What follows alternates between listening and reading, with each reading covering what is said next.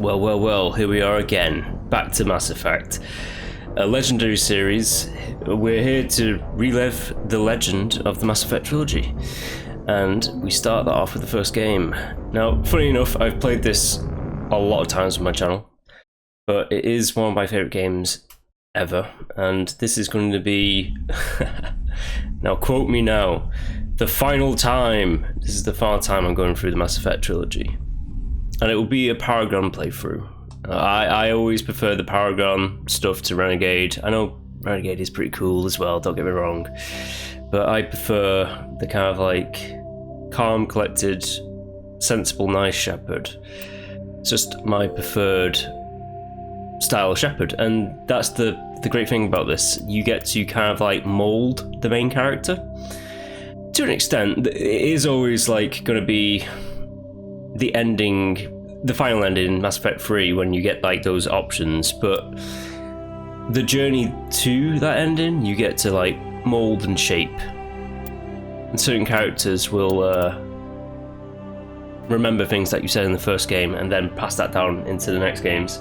Garrus, for example, if you're like a renegade lunatic in the first game and then flip in the second game to being like really nice, you'll be kind of questioning you.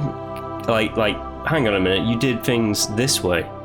So it's a great way of playing a series with other players because everyone will have a slightly different experience.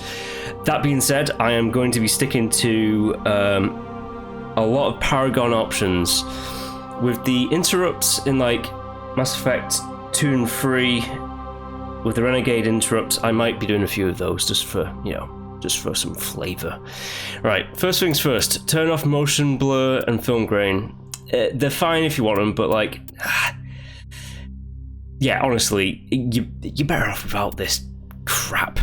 I'm preferring the frame rate, because that's just my kind of style. The game looks great as it is. Calibration, don't really need to go into that too much. Sound, it's completely fine. Controls, no, I will not be inverting the y-axis. Gameplay, now here we get into it. I would be playing on normal, auto level up. Typically I only put it into squad only. Never do it for yourself because you're robbing yourself of the leveling up experience. To be fair, if you want, you can just level up like your squad members into the stats for them as well, but I've always kind of preferred, this sounds strange, I've kind of preferred the characters who fight alongside you to be their own character. So it's almost as if like they're getting to choose and pick the things that they want to use. Makes them more lifelike, if that makes sense. Legendary mode. Right, legendary mode. Classic mode, the original levels 1 to 60 level range will be used instead of the new 1 to 30. You know what? I prefer classic mode, it's just the way that I played these games. I remember playing Mass Effect in 2007 and being completely blown away with it. Squad uses of powers, use it all the time, anytime you want. Subtitles on, autosave, tutorials. Yeah, okay, that looks good. And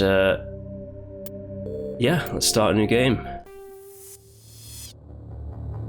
Welcome to Alliance Military Database. Classified information requested. Establishing secure connection. Secure connection confirmed.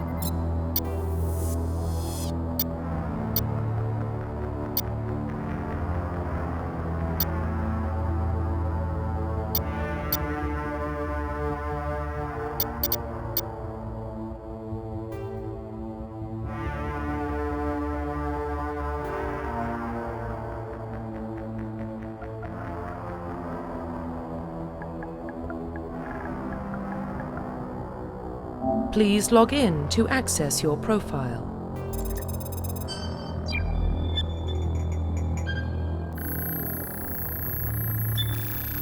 Warning, data corruption detected. Please reconstruct profile. Confirm pre-service history.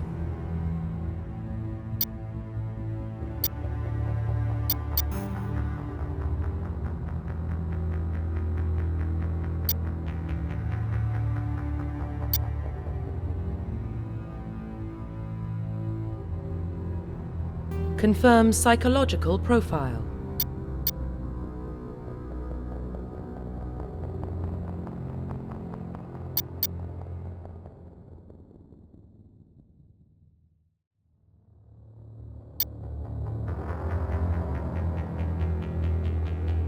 Confirm military specialization.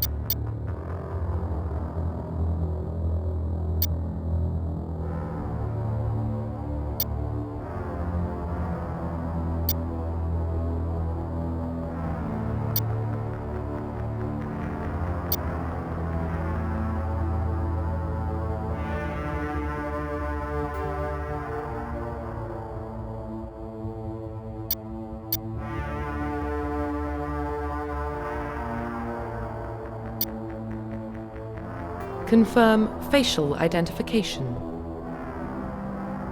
Profile reconstruction complete. Identification confirmed.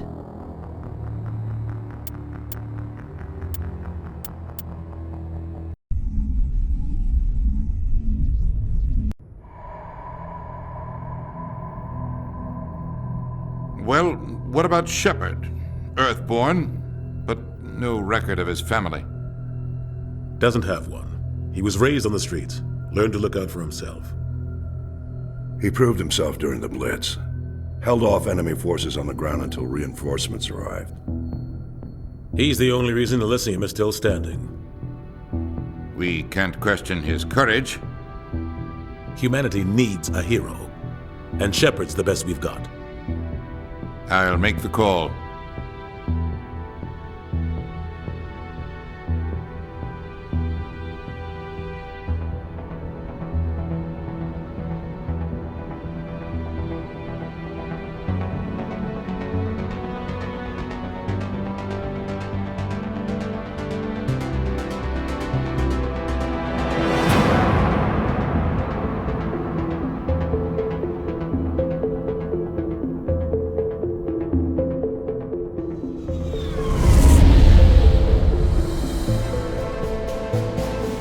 Arcturus Prime relay is in range.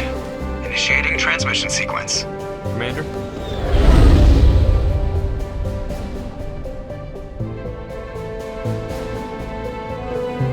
We are connected. Calculating transit mass and destination. The relay is hot, acquiring approach vector.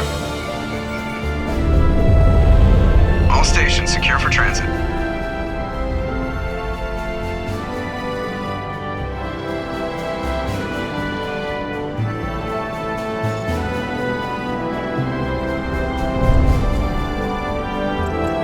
Is green.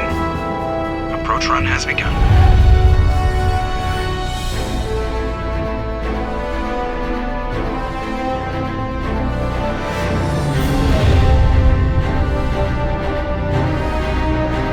Hitting the relay in 3, 2,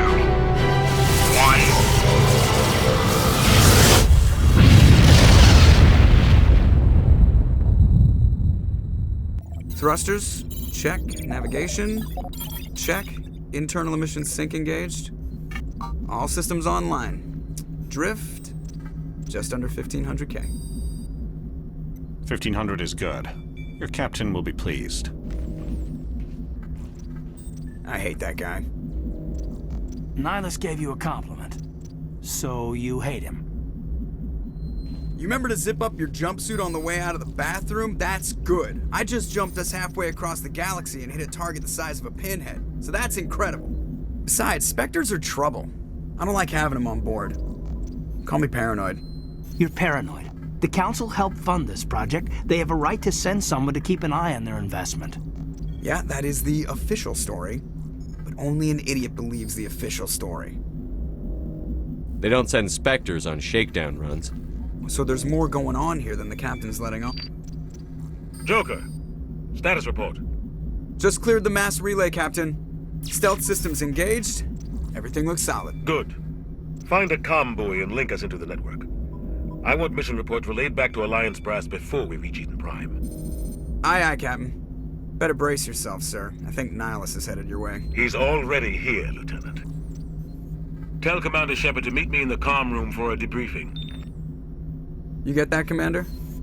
He sounds angry. Something must have gone wrong with the mission. Captain always sounds like that when he's talking to me. Can't possibly imagine why. Ooh, Caden, this ass. Right, here we are, Mass Effect 1. On the Normandy.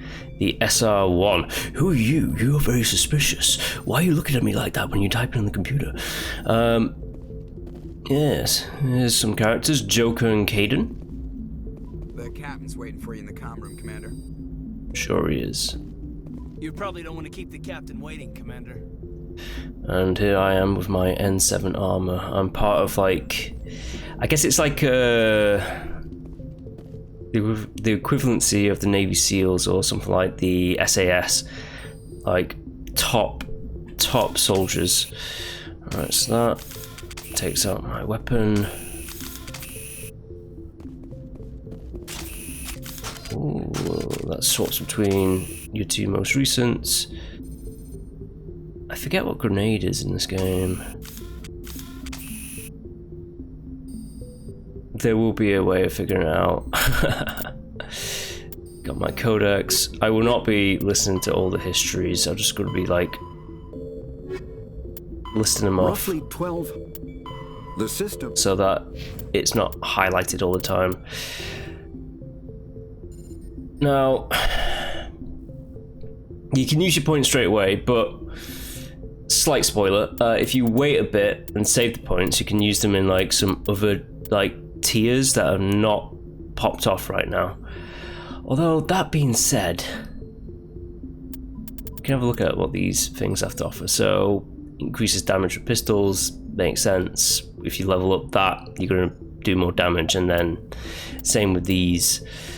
Combat armor is pretty good because later tiers will, like that, unlock heavy armor, which is quite useful.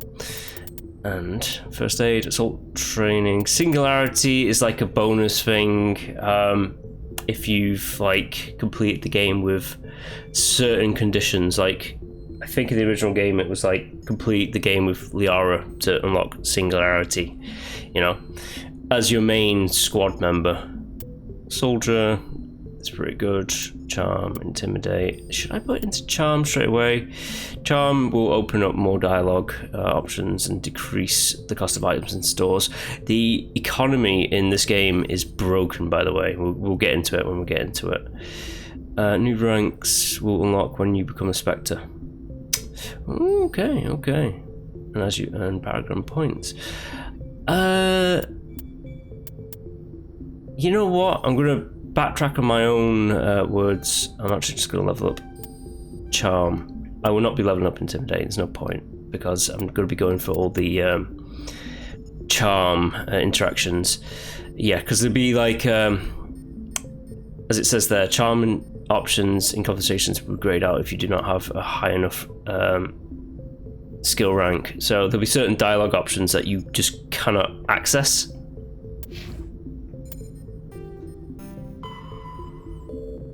Go to the commander. Let's just save up because we can. I am still trying to figure out how to. That's my ability wheel and that's my weapon wheel. As you can see with like the Mass Effect 1 remaster, they've made it more like Mass Effect 2 and 3.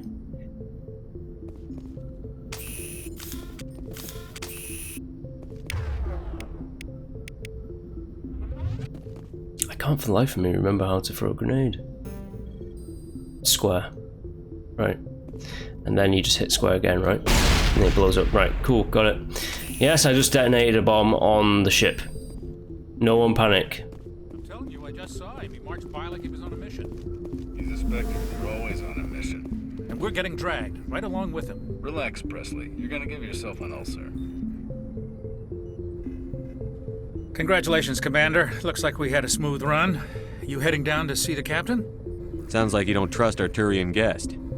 Sorry, Commander. Just having a chat with Adams down at engineering. I didn't mean to cause any trouble. But you have to admit, something's odd about this mission. The whole crew feels it. You think the Alliance brass is holding out on us? If all we're supposed to do is test out the stealth system, why is Captain Anderson in charge? And then there's Nihilus. Spectres are elite operatives, top covert agents. Why send a Spectre, a Turian Spectre, on a shakedown run? It doesn't add up. What do you know about the stealth systems? I just know it masks our location from scans and sensors. Cutting-edge technology. The Normandy's the only ship with this prototype drive. But why are we fully staffed?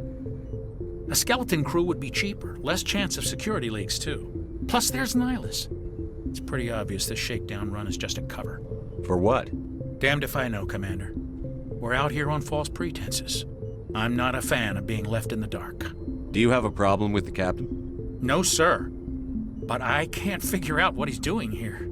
Captain Anderson is one of the most decorated Special Forces officers in the service. If he melted down all his medals, he could make a life-size statue of himself.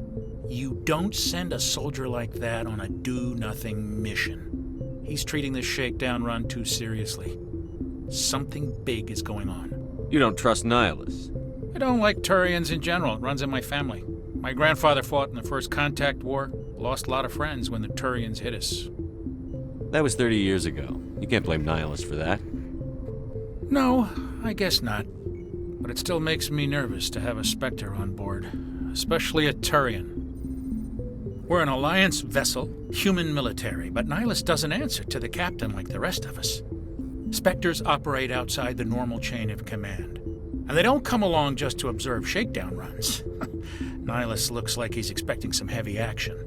I don't like it. I'll see if I can get some answers when I see him. Good luck, Commander. Something else to know. You can customize your Shepard if you wish.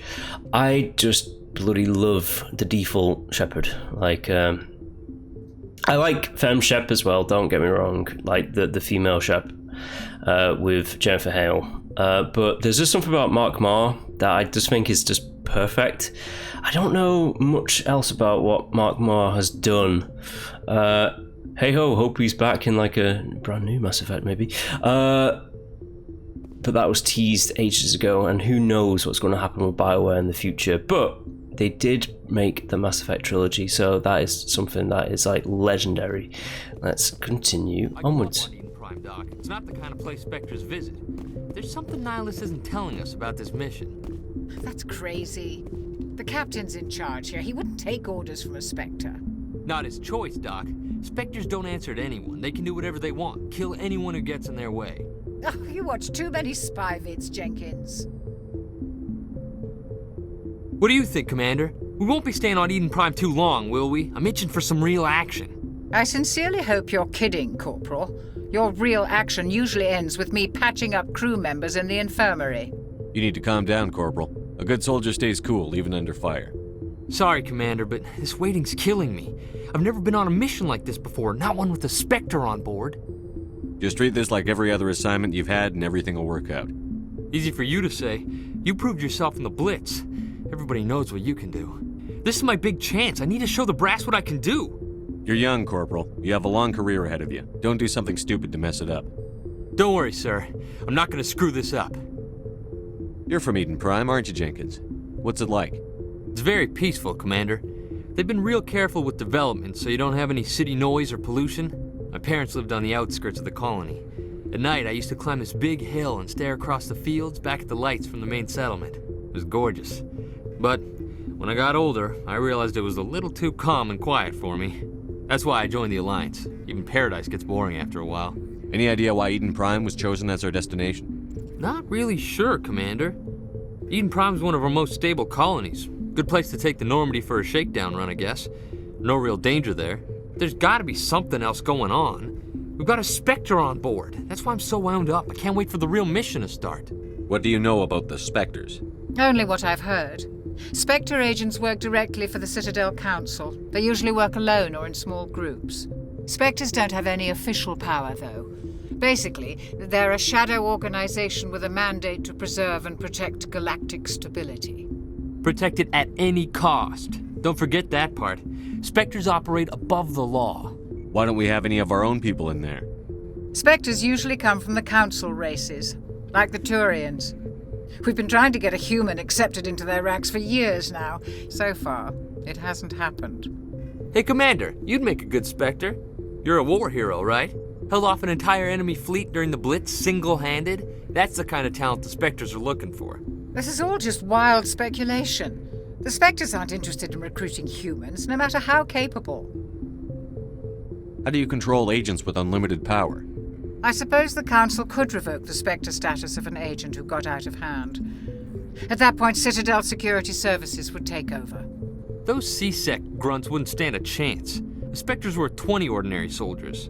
The Spectres police themselves. An agent goes rogue, they send another agent to take him down. That's Spectre justice.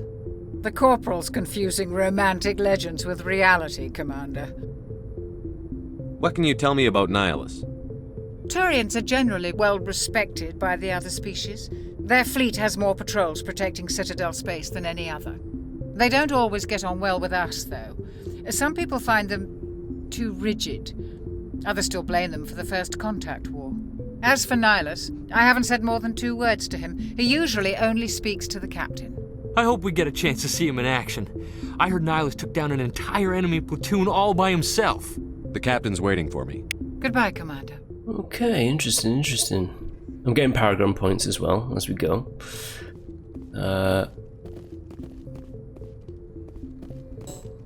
Only the commanding officer can specify the destination for the Normandy. Very good. Awesome ship. I love the SR-1. It's a beautiful, beautiful ship. Anyways, the captain awaits, but Nihilus, why are you so cool?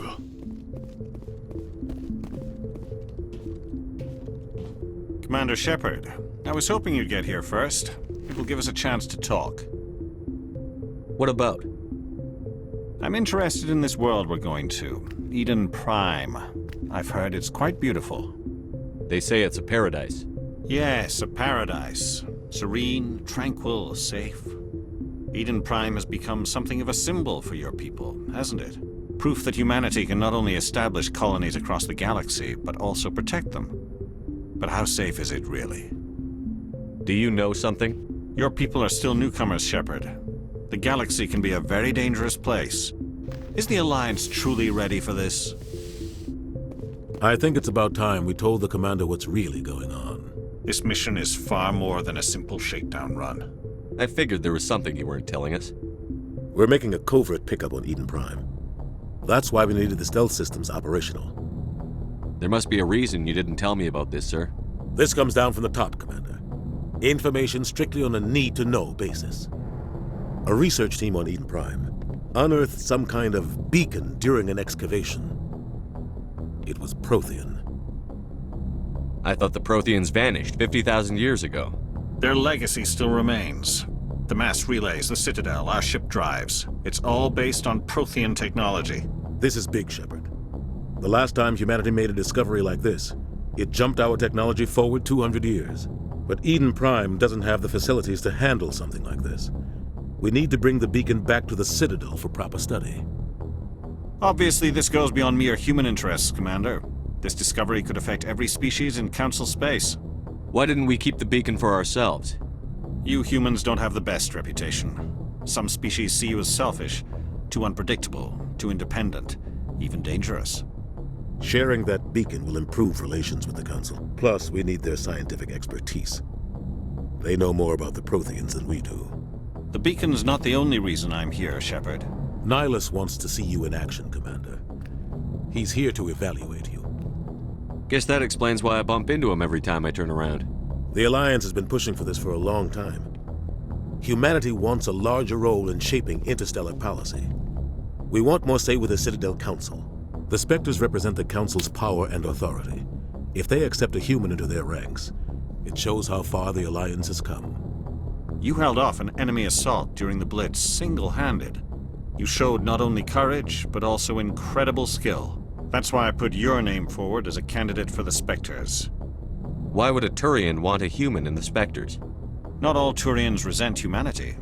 Some of us see the potential of your species. We see what you have to offer to the rest of the galaxy, and to the Spectres. We are an elite group, It's rare to find an individual with the skills we seek. I don't care that you're human, Shepard. I only care that you can do the job.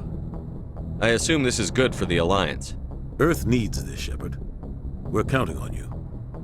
I need to see your skills for myself, Commander. Eden Prime will be the first of several missions together. You'll be in charge of the ground team.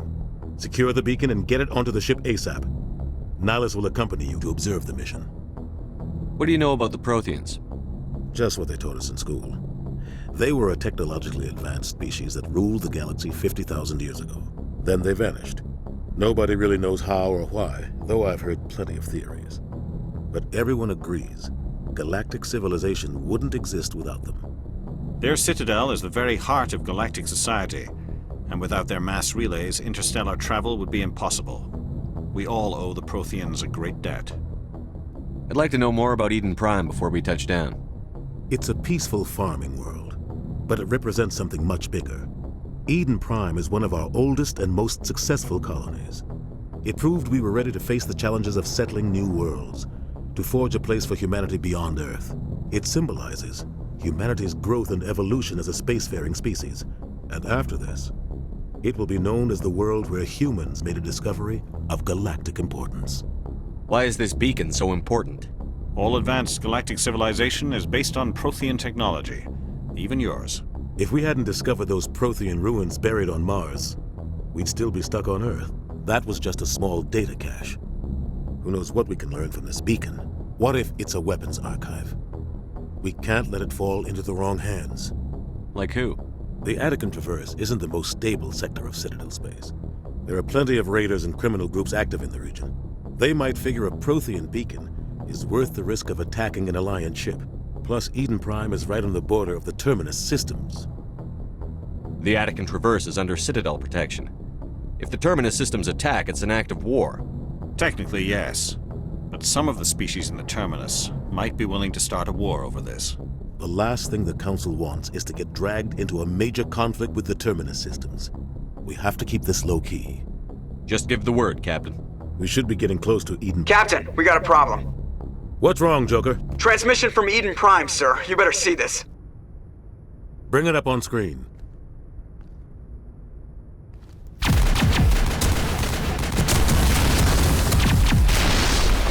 Get down!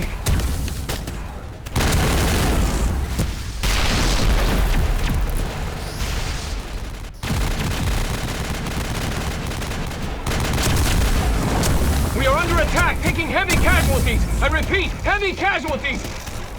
We can't get evac. They came out of nowhere. We need...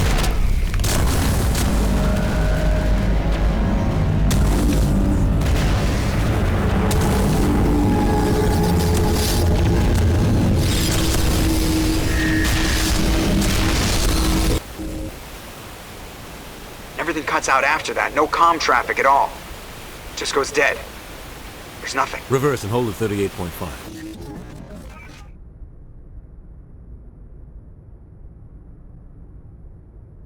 Status report. 17 minutes out, Captain. No other Alliance ships in the area. Take us in, Joker, fast and quiet. This mission just got a lot more complicated. A small strike team can move quickly, without drawing attention. It's our best chance to secure the beacon. Grab your gear and meet us in the cargo hold. Tell Alenko and Jenkins to suit up, Commander. You're going in.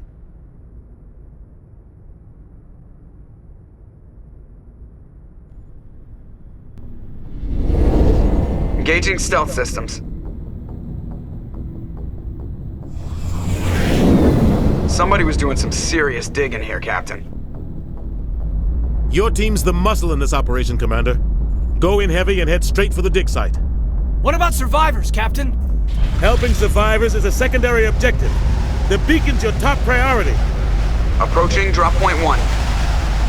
Nihilus, you coming with us? I move faster on my own. Nihilus will scout out ahead. He'll feed you status reports throughout the mission. Otherwise, I want radio silence. We've got his back, Captain. The mission's yours now, Shepard. Good luck! We are approaching drop point 2.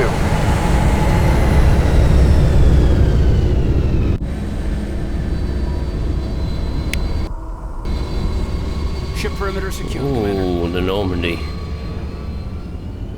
There she goes, back into space. Richard Jenkins, Caden and Lenko. Hostiles everywhere. Got it. Holds the weapon and draw it. Or you can just hit the melee button. So you can smack fools if you wish. Gas bags. Gas bags. Don't worry, they're harmless. You can shoot them if you want to be cruel, but why would you be so cruel? Is there secret stuff over here?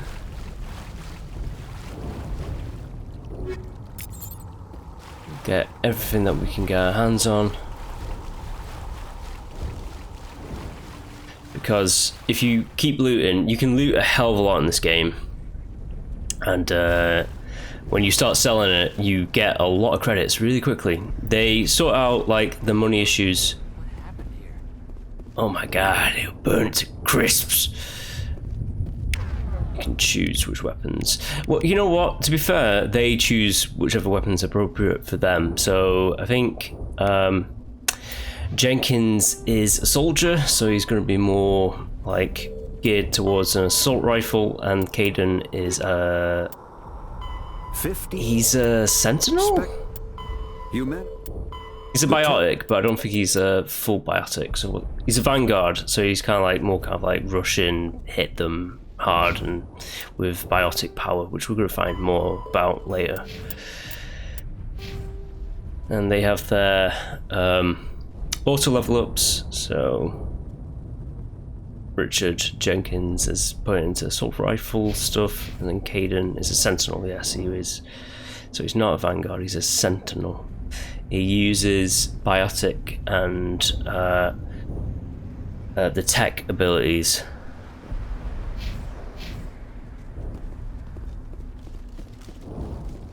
Follow me, men.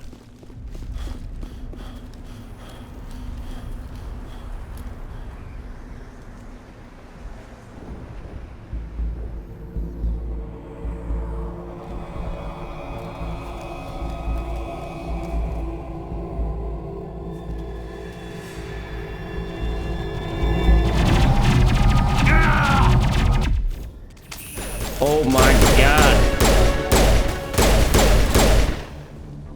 Jenkins.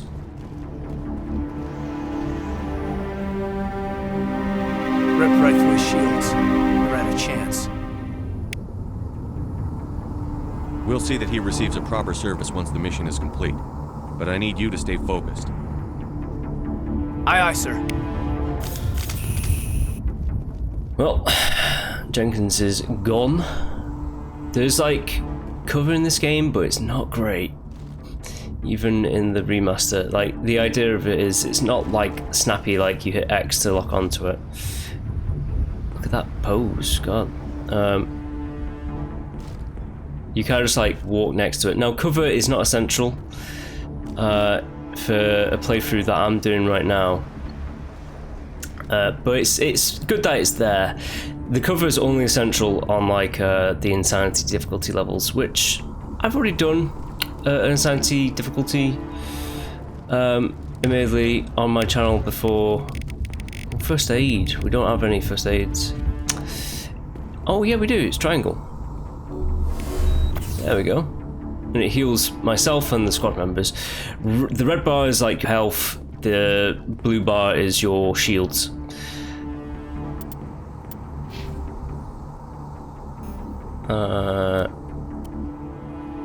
Caden, level 2. Now, the way that this game works is I am not going to get to max level 60. You have to play 2 or 3 playthroughs to hit level 60. I'm going to get up there. I think I'll hit level 50. I might get to like level 54 or something like that, but there's no way that'll be, because essentially the level it up, the XP you have to get to boost up to levels right at the end game in like the level 50s is like, yeah, it's like double the amount, and it's like hundreds of thousands of XP that you need to level up to level 60. Got some burned out buildings here, Shepard. A lot of bodies. I'm gonna check it out. I'll try to catch up with you at the dig site. Okay, Nihilus. I have no abilities as of yet.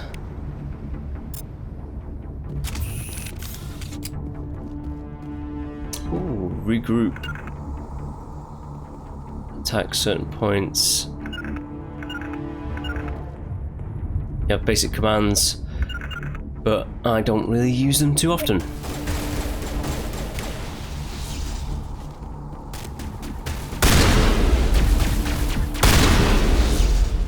Now the way that the guns work in Mass Effect 1 is they're on a recharge, so you have a cooldown, and if you overcharge them, they take a little bit longer to reload. That's the way the cookie crumbles in Mass Effect 1 here.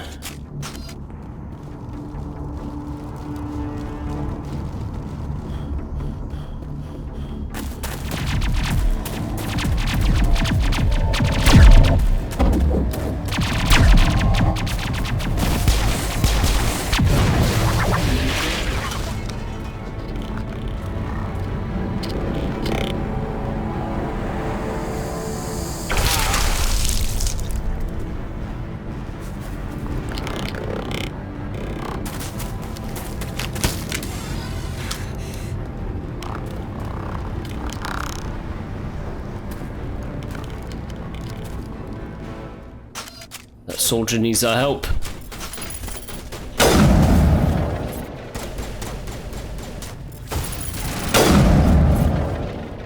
Alright, those metal constructs are down. Thanks for your help, Commander. I didn't think I was gonna make it.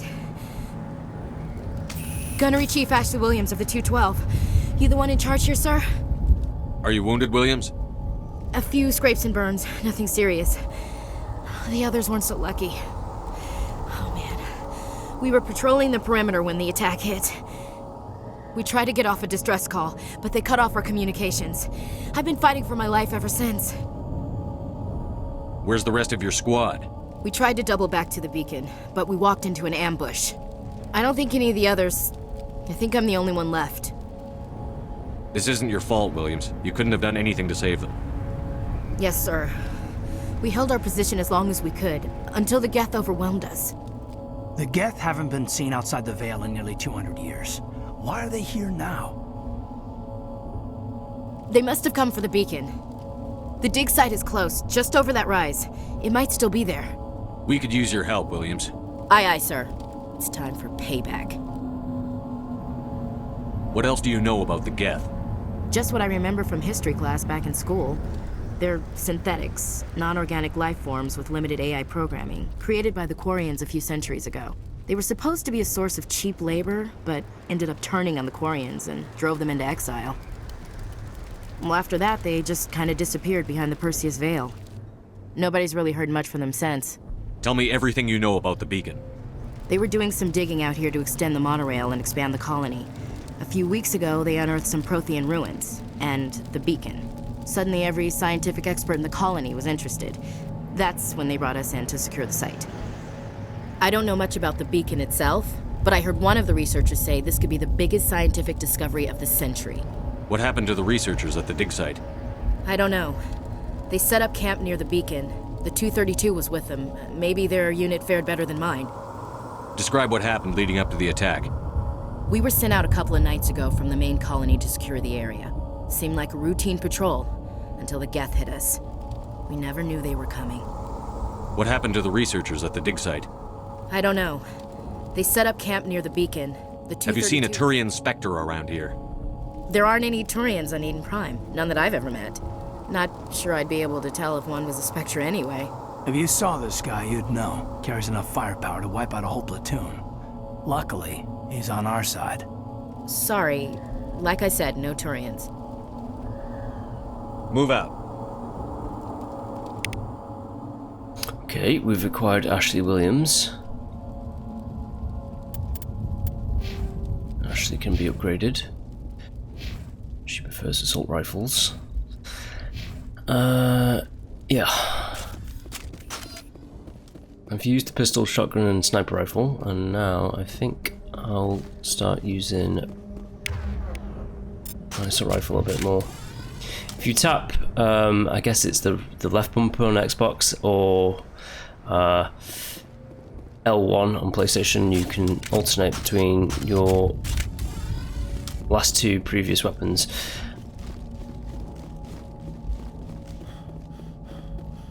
So you have a run and a fatigue Medigel. Pretty useful. Upgrade boxes. We're gonna get into upgrading later. Armors and stuff like that, we will get into it.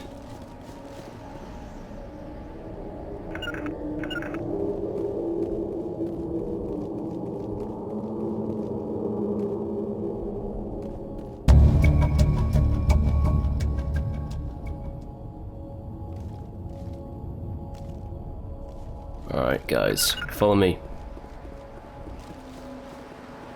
To crouch, huh?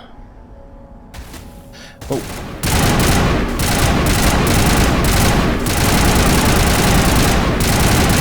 Recoil is quite insane at the moment with this.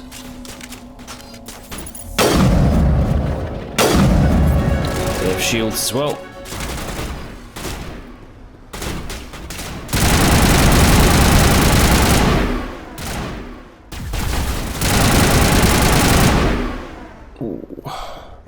Damaged me a bit.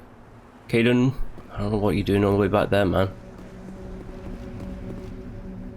This is the dig site. The beacon was right here. It must have been moved. By who? Our side or the Geth? Hard to say. Maybe we'll know more after we check out the research camp.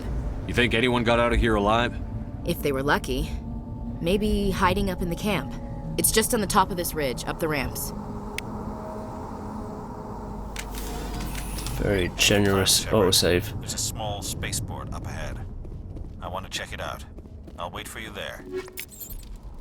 Yeah, you got it. Alright. Up the ridge. Follow me!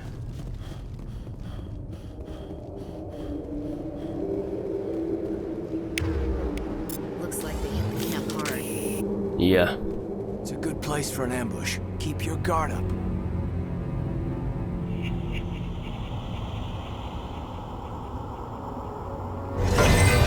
Oh god, they're still alive! What did the Geth do to them? They become husks.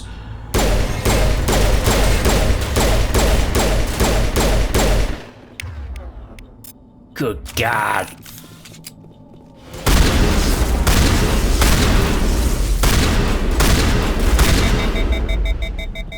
Whoa, they're a bit dangerous actually, aren't they?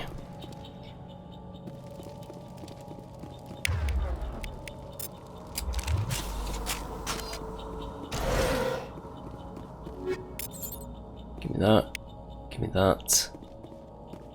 I'm a loot goblin, okay? I like to loot a lot. That door is closed. Security locks engaged. Right, stay frosty.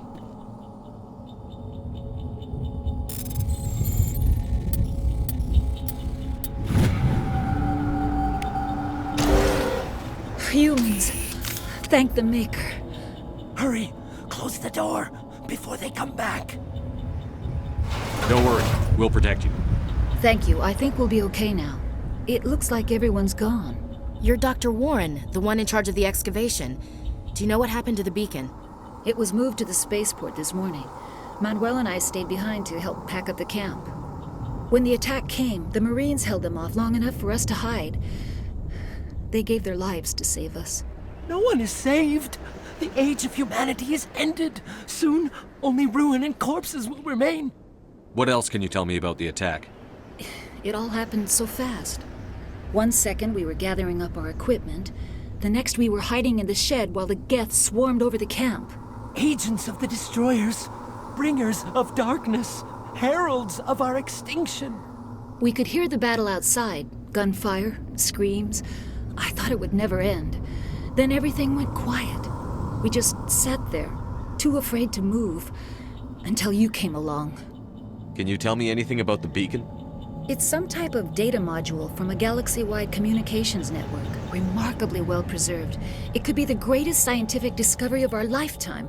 Miraculous new technologies, groundbreaking medical advances. Who knows what secrets are locked inside? We have unearthed the heart of evil, awakened the beast, unleashed the darkness.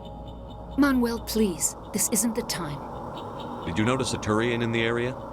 I saw him, the Prophet, leader of the enemy. He was here before the attack. That's impossible. Nihilus was with us in the Normandy before the attack. He couldn't have been here. I'm sorry, Manuel's still a bit unsettled. We haven't seen your Turian. We've been hiding in here since the attack. What's wrong with your assistant?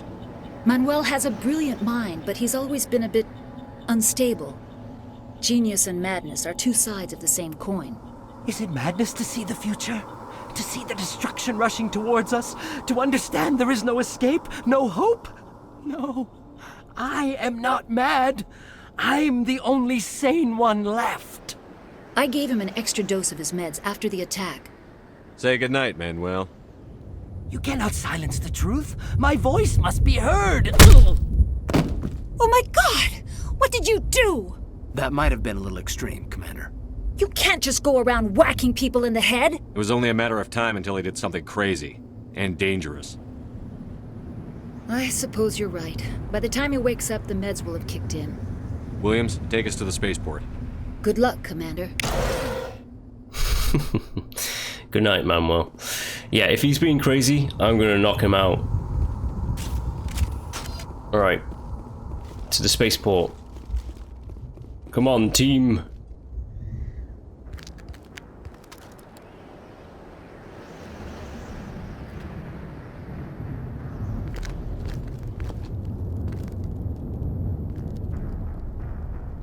Saren.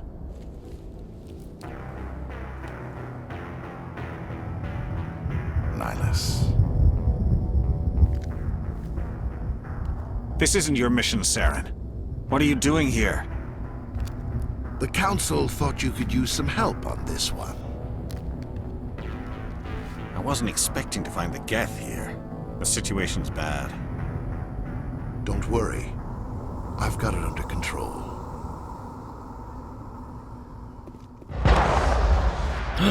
Gunshot. What? What is that? Off in the distance. It's massive. And it's off.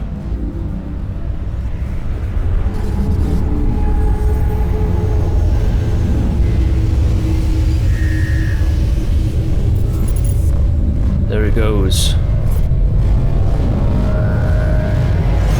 Oh, hello.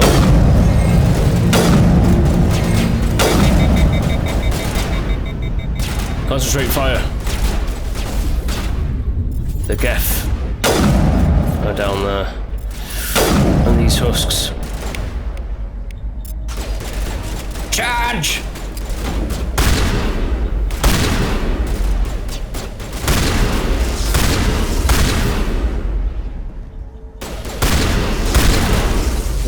He's a bit dangerous, isn't he?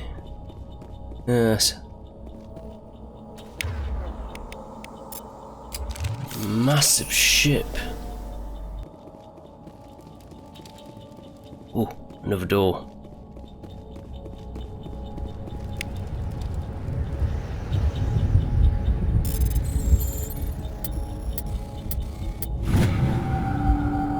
Everybody stay calm out there. We're coming out, we're not armed. Is it safe? Are they gone? You're okay now. Nobody's gonna hurt you. Those things were crawling all around the shed. They would have found us for sure. We owe you our lives. I still can't believe it. When we saw that ship, I thought it was all over. It showed up right before the attack. Knew it was trouble the second I saw it, so we made a break for the sheds. Tell me everything you remember about the attack. The three of us were working the crops when that ship showed up. We just saw it and ran. I don't know what happened to the rest of the crew. They were by the garage, over near the spaceport, right where that ship came down. No way they survived. You don't know that. We survived. If they made it to the garage, they could have had a fighting chance. Do you know anything about the Prothean beacon they dug up? We're just farmers. We heard they found something out there, but it never really mattered to us. Not until now.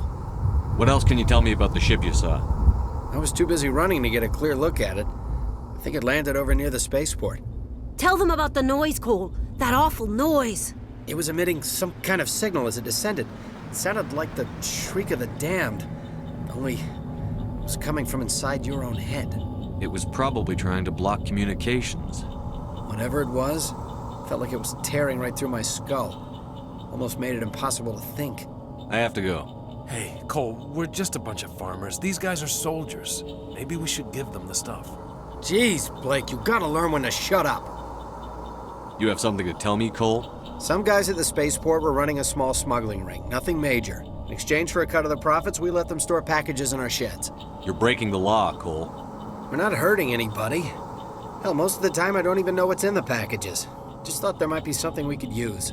I found a pistol. Figured it would come in handy if those things came back. But you'll probably get more use out of it than we will. We're risking our lives to save this colony. You sure there's nothing else in here that could help us out? Yeah, there's one more thing. I was gonna sell it after this was over, but you probably deserve it more than I do. Who's your contact at the spaceport, Cole? What's his name? He's not a bad guy. I don't want to get him in trouble. Besides, I'm not a snitch. He might have something to do with this whole attack, Cole. We need his name. It's important. Yeah, okay, you're right. His name's Powell. Works the docks at the spaceport, if he's still alive. I have to go. Good luck. All right, thank you, Cole. Right, so in that dialogue conversation, we had a blue option, which is your charm dialogue options, and then the one that was blacked out was the one that I couldn't do, which was the intimidate option, because I've not upgraded this. But because I find it kind of a waste if you put in points into both these options, because you should pick one or the other, in my opinion. It's one of those kind of things. Ooh, electronics, yes. You do that. I'm a Paragon, so like we have two bars there. You have your Renegade bar and your Paragon bar, like around Shepard's head, and the higher it becomes, the more you can open up other end game Paragon options. You can't really max out both of them in a single playthrough. At least I don't think you can. And what I'm saying is I'm just concentrating on charm, and it will give me those like dialogue options that you can miss.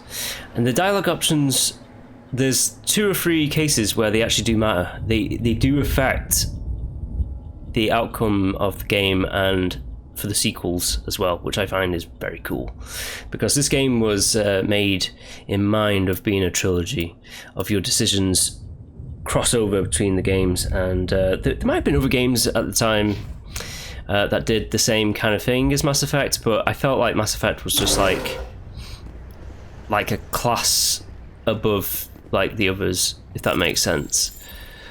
I just felt like it was just, the notion of it was incredible to me, that like, oh, you can just like all the decisions you've made in game 1 follow you to like game 2 and then game 3. I thought that was incredible. But anyhow, it seems like there's a Nihilus over there. Let us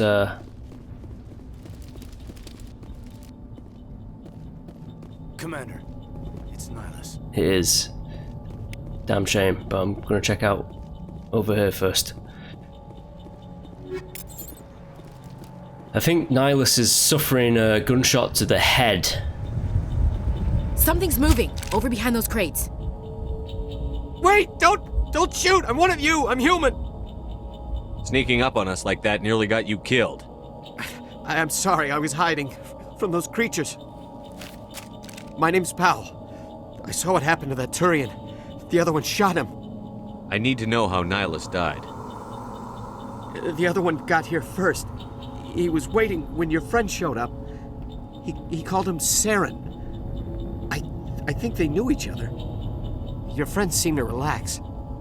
He let his guard down. And Saren killed him. Shot him right in the back. I'm just lucky he didn't see me behind the crates. We were told a Prothean beacon was brought to the spaceport. What happened to it? It's over on the other platform. Probably where that guy Saren was headed. He hopped on the cargo train right after he killed your friend. I knew that beacon was trouble. Everything's gone to hell since we found it. First that damn mothership showed up, then the attack. They killed everyone. Everyone. If I hadn't been behind the crates, I'd be dead too. How come you're the only one who survived? Why didn't anyone else try to hide behind the crates? They never had a chance. I was already behind the crates when the attack started. Wait a minute. You were hiding behind the crates before the attack? Sometimes I need a nap to get through my shift. I sneak off behind the crates to grab 40 winks where the supervisor can't find me. You survived because you're lazy? If you hadn't snuck off for that nap, you'd probably be dead just like all the others. Yeah, I guess. I don't really want to think about it. You're Cole's contact here on the docks. For the smuggling ring. What? No! I mean, what does it matter now? So I'm a smuggler, who cares? My supervisor's dead, the entire crew's dead. It doesn't matter now, does it? Anything hidden nearby that we could use against the Geth? A shipment of grenades came through last week. Nobody notices if a few small pieces go missing from the military orders. You greedy son of a bitch. We're out here trying to protect your sorry ass, and all you can think about is how you can rip us off? I never thought you'd actually need those grenades. Who'd want to attack Eden Prime? We're just a bunch of farmers. How was I supposed to know? Forget about him. He's not worth it. You're lucky the commander's here, pal. Hand over those grenades. They're yours. Take them. My smuggling days are over, I swear. A lot of Marines died here, Powell. Those grenades could have come in handy. If I were you, I'd think of some way to make it up to them. Yeah, okay. There is something else I was saving. Could be worth a fortune. Experimental technology, top of the line. Take it. I don't need it. I didn't want anyone to get hurt. Really, I'm sorry. Tell me about the Geth attack. It was quick. 1 minute that ship was descending, the next, those Geth were swarming over the platform, thousands of them. They must have been inside that mothership. They shot anything that moved. It was a massacre. Is there anything else you can tell me about the beacon? They brought it here this morning. We loaded it up onto the train and shipped it to the other platform. Hard to believe that was only a few hours ago. Feels like a whole other life. Tell me about this mothership you saw. I've never seen anything like it before. It was huge. Landed over near that platform. The whole place got dark as it came down.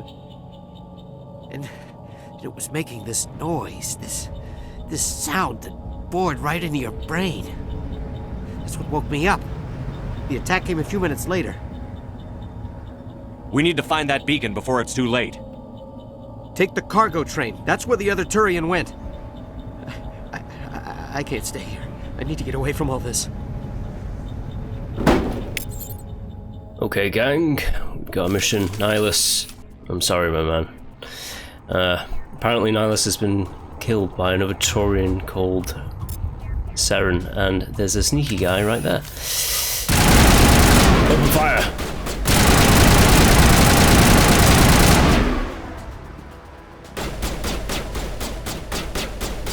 Where did he sneak off to? There we go, got him. Oh.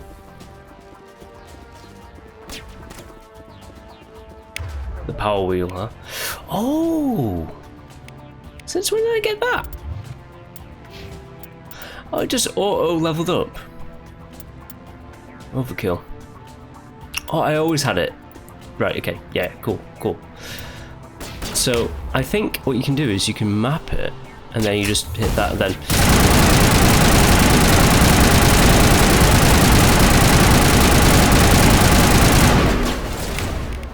Okay, sniper rifle.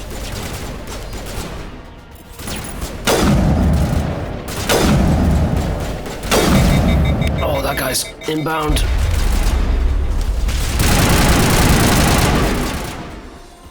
Alright, gang, come on. They're dead.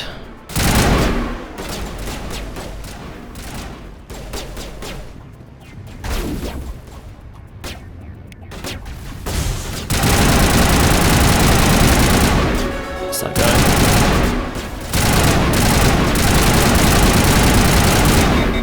Oh, damn. Got him. Oh.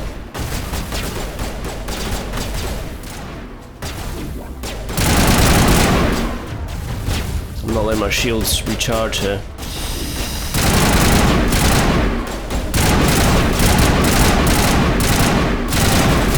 Immense recoil.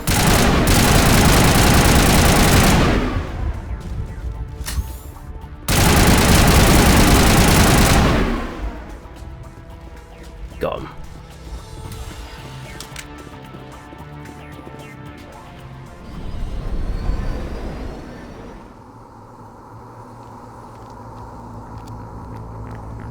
Set the charges. Destroy the entire colony. Leave no evidence that we were here.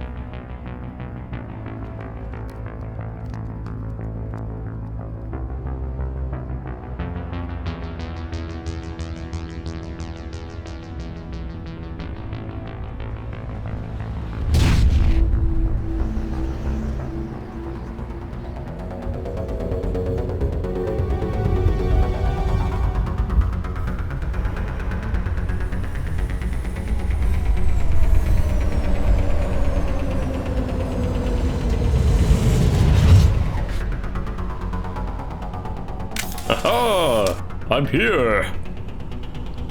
I've got disarm Demolition bombs. charges. The Geth must have planted them. Hurry! We need to find them all and shut them down. There's one. There's 3 more. Enemies on the map.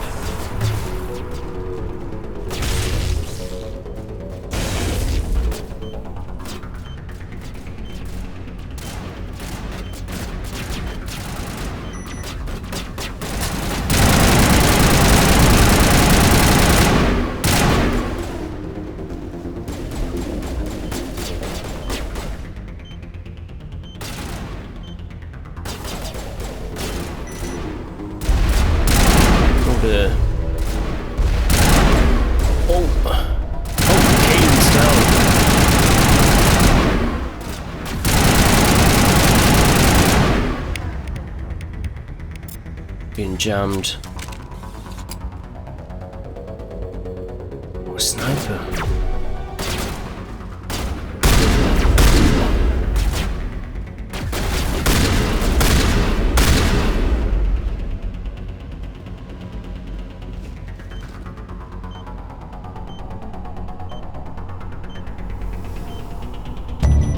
There we go. Alright, Caden. If you use the first aid, I think it revives your team. I don't have the revive Caden ability yet. I do have the ability to revive later on, but not just yet. Caden's gonna have to stay down just for a little bit longer, whilst me and Ash clean up shop.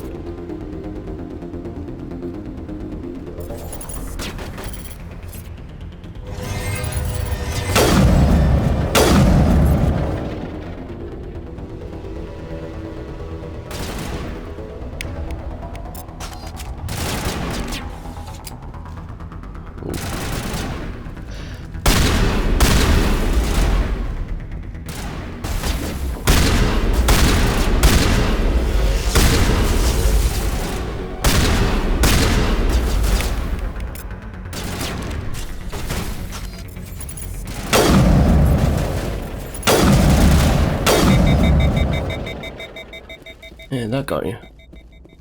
Caden is... well, he's up now. He was really down for the count, wasn't he? Just gonna get all these things.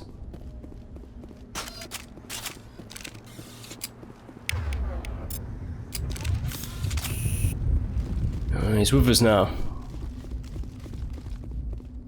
Right. Prothean beacon's over there, but there's a few things that we can collect. So that's what I'm going to do. I'm just going to go and collect a few collectibles.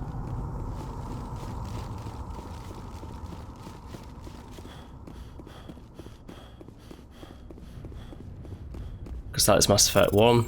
You can actually wear equipment. You don't just have like one armor. To be fair, you don't have just one armor in Mass Effect 2 or 3 as well. You can like customize and change it, but in Mass Effect 1 it feels like you have a lot more armor sets. Anyways, let's go investigate that beacon. My God. It's like someone dropped a bomb.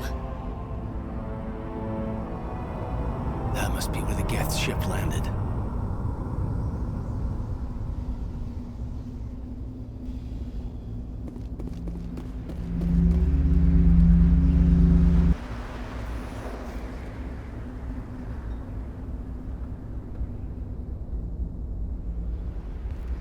Normandy, the beacon is secure. This is amazing. Actual working Prothean technology. Unbelievable. It wasn't doing anything like that when they dug it up. Something must have activated it. Roger, Normandy. Standing by.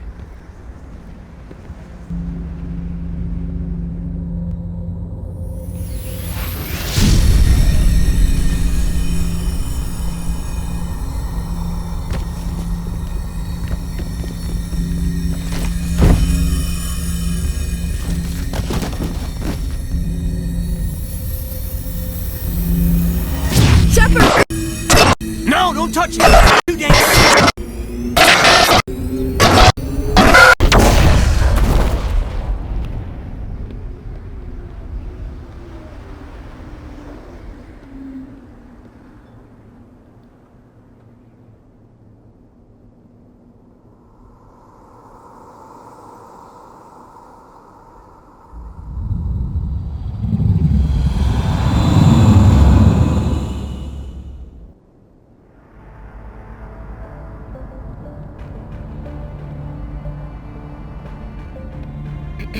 We identified the ship that touched down on Eden Prime.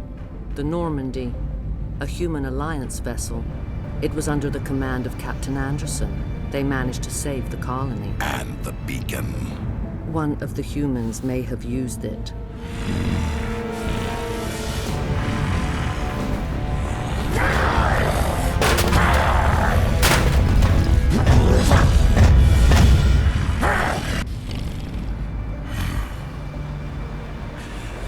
This human must be eliminated.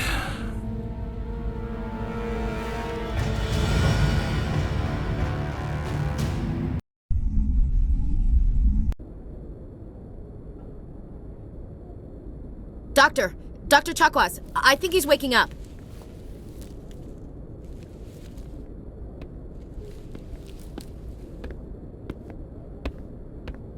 You had us worried there, Shepard. How are you feeling? Minor throbbing. Nothing serious. How long was I out? About 15 hours. Something happened down there with the beacon, I think. It's my fault. I must have triggered some kind of security field when I approached it. You had to push me out of the way. You had no way to know what would happen. Actually, we don't even know if that's what set it off. Unfortunately, we'll never get the chance to find out. The beacon exploded. A system overload, maybe. The blast knocked you cold. The lieutenant and I carried you back here to the ship. I appreciate it. Physically, you're fine. But I detected some unusual brain activity. Abnormal beta waves. I also noticed an increase in your rapid eye movement. Signs typically associated with intense dreaming. I saw... I'm not sure what I saw. Death? Destruction? Nothing's really clear. I better add this to my report. It may... Oh, Captain Anderson. How's our XO holding up, Doctor? Well, all the readings look normal. I'd say the commander's going to be fine. Glad to hear it. Shepard, I need to speak with you. in private. Aye, aye, Captain. I'll be in the mess if you need me. Sounds like that beacon hit you pretty hard, Commander. Are you sure you're okay? I don't like soldiers dying under my command. Jenkins wasn't your fault. You did a good job, Shepard. Chief Williams isn't part of the Normandy crew. I figured we could use a soldier like her. She's been reassigned to the Normandy. Williams is a good soldier. She deserves it. Lieutenant Alenko agrees with you. That's why I added her to our crew. Intel dropped the ball, sir. We had no idea what we were walking into down there. That's why things went to hell. The Geth haven't been outside the Veil in 2 centuries, Commander. Nobody could have predicted this. You said you needed to see me in private, Captain? I won't lie to you, Shepard. Things look bad. Nihilus is dead. The beacon was destroyed and Geth are invading. The Council's going to want answers. I didn't do anything wrong, Captain. Hopefully the Council can see that. I'll stand behind you and your report, Shepard. You're a damned hero in my books. That's not why I'm here. It's Saren, that other Turian. Saren's a Spectre, one of the best, a living legend. But if he's working with the Geth, it means he's gone rogue. A rogue Spectre's trouble. Saren's dangerous, and he hates humans. He didn't come to Eden Prime because he hates humans. You're right. Saren has allied himself with the Geth. I don't know how. I don't know why. But it had something to do with that beacon. You were there just before that beacon self-destructed. Did you see anything? Any clue that might tell us what Saren was after? Just before I lost consciousness, I had some kind of vision. A vision? A vision of what? I saw synthetics. Geth, maybe. Slaughtering people. Butchering them. We need to report this to the Council, Shepard. What are we gonna tell them? I had a bad dream? We don't know what information was stored in that beacon. Lost Prothean technology? Blueprints for some ancient weapon of mass destruction? Whatever it was. Saren took it. But I know Saren. I know his reputation is politics. He believes humans are a blight on the galaxy. This attack was an act of war. He has the secrets from the beacon. He has an army of Geth at his command, and he won't stop until he's wiped humanity from the face of the galaxy. I'll find some way to take him down. It's not that easy. He's a Spectre. He can go anywhere, do almost anything. That's why we need the Council on our side. We prove Saren's gone rogue, and the Council will revoke his Spectre status. I'll contact the Ambassador and see if he can get us an audience with the Council. He'll want to see us as soon as we reach the Citadel. We should be getting close. Head up to the bridge and tell Joker to bring us into dock. Oh, okay. Right on, right on. Things are happening. The Geth. The Geth. After the Citadel. Combat kinetic barriers are cool. No assignments. Hey, I kind of want to get heavy armor as soon as possible. Yes, I do. This is like a research bay. This is the med bay. A little oversight is the fact that there's no... Oh, there is! I was going to say there's no sleeping pods, but there are. There's sleeping pods right here. What there isn't is toilets, which they put into the next game, Mass Effect 2 and 3. So don't forget about that then. Let's have a chat with the crew. Go speak to Joker when you're ready. Tell him to bring the Normandy into dock. Glad to see you're okay, Commander. Yes, Commander? Is there something you need? How did you end up serving on an Alliance ship? I enlisted right out of med school. Earth always seemed boring to me. Too safe, too secure. I figured the colonies were teeming with exotic adventure. I wanted to travel the stars, tending the wounds of tough soldiers with piercing eyes and sensitive souls. Turns out military life isn't quite as romantic as I'd imagined. But humanity needs the Alliance if we want to keep expanding through the Traverse, and the Alliance always needs good doctors. So I stayed on to do my part. Ever think you made the wrong choice? Sometimes I think about opening a private practice back on Earth, or maybe taking a position at one of the new med centers out in the colonies. But there's something special about working on soldiers. If I left the Alliance now, I'd feel like I was abandoning them. What do you know about Captain Anderson? I've served with him for a few tours now. He knows when to let things slide and when to crack the whip.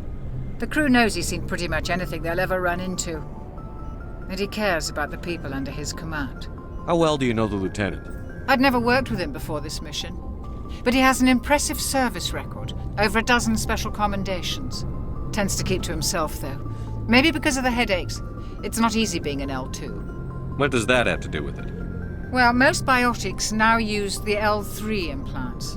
Lieutenant Alenko was wired with the old L2 configuration. Sometimes there are complications. What kind of complications? Severe mental disabilities, insanity, crippling physical pain. There's a long list of horrific side effects. Caden's lucky. He just gets migraines. I should go. Goodbye, Commander. I'm glad you're okay, Commander. The crew could use some good news after what happened to Jenkins. Jenkins was a valuable part of this crew.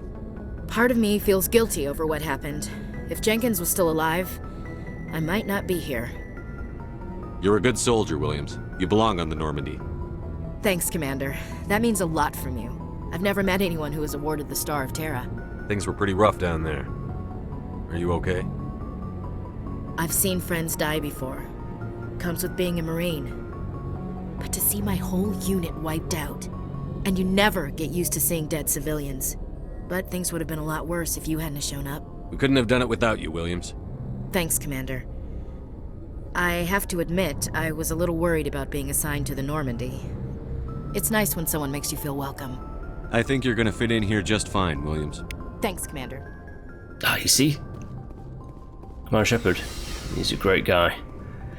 Ah, yes, the very, very slow lifts. A lot of people hate them in this game. I don't mind them. It's basically just to hide a loading screen. We get it. You get it. I get it. You can... Requisitions officer, there'll be like equipment that you can like change with like your characters here.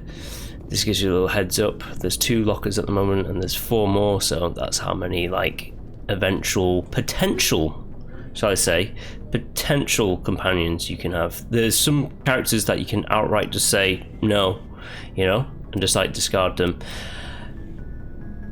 Can you discard all of them? I don't know. I think Liara is a must. You must have Liara on your side. I think you can discard, like,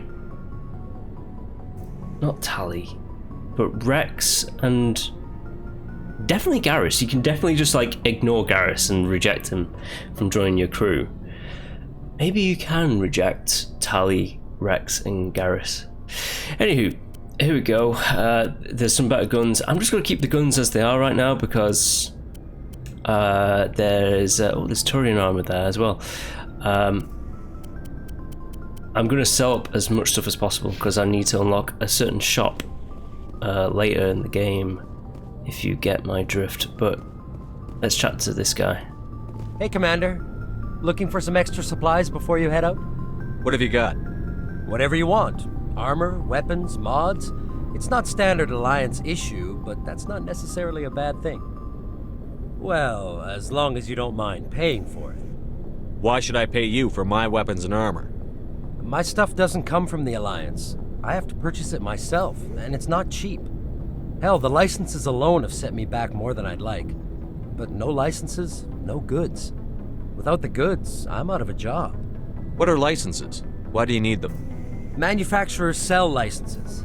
Each license allows me to buy and sell a certain brand of products. I already have several basic ones, but you'll need to buy more if you want me to bring in different brands. Many of the best licenses are hard to get, but they're well worth the cost if you can find them. What do the different manufacturers offer? There are too many for me to keep track of, but each license will explain what it's good for. How often will you get new items? Well, that depends on how many licenses you've purchased. But I'll rotate items on a regular basis regardless. And anytime we land someplace with a big enough port, I'll buy, sell, and trade whatever I can. Check back often. I need to move items quickly, so only the most basic items will be stocked consistently. Let's see what you've got. You bet, Commander. This is where I can sell stuff as well. Does he have any licenses? He has unique items. Now, should I buy these? I have... Yes. I don't really need to buy the Medigel ones. I feel confident enough not to really need to buy Medigel.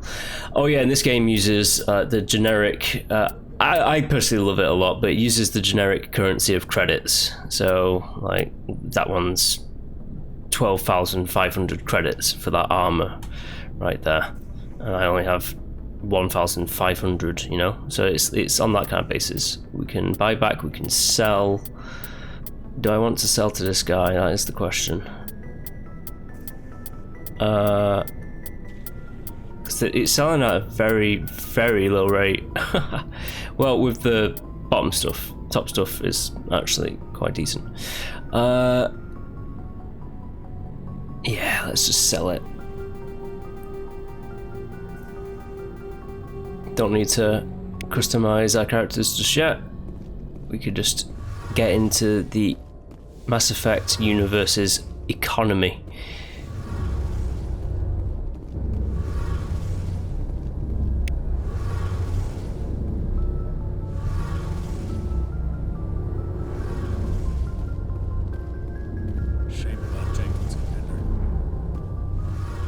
Damn shame. So that's the engine core, huh? The Mass Effect engine. Yeah, Mass Effect, it's weird because like people don't generally like think about like the actual thing of Mass Effect. It's just basically like their engine cores. It's the technology that allows them to go beyond faster than light travel with them, the Mass Effect relays that the Protheans suspiciously just left throughout the entire galaxy as a kind of like webway to fast travel across the galaxy without having to like go ridiculous lengths at light speed travel, because you'd never be able to do it.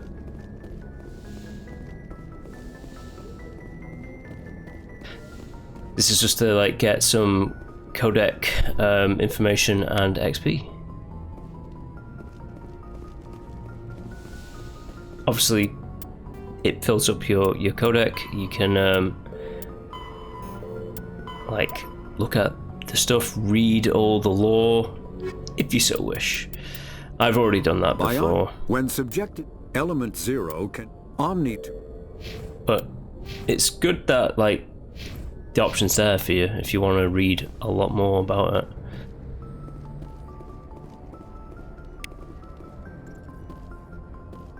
Presley. I'm glad you're okay, Commander. Losing Jenkins was hard enough on the crew. Yes, it was.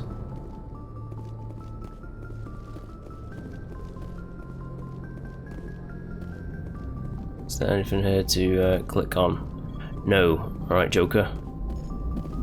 Good timing, Commander. I was just about to bring us into the Citadel. See that taxpayer money at work.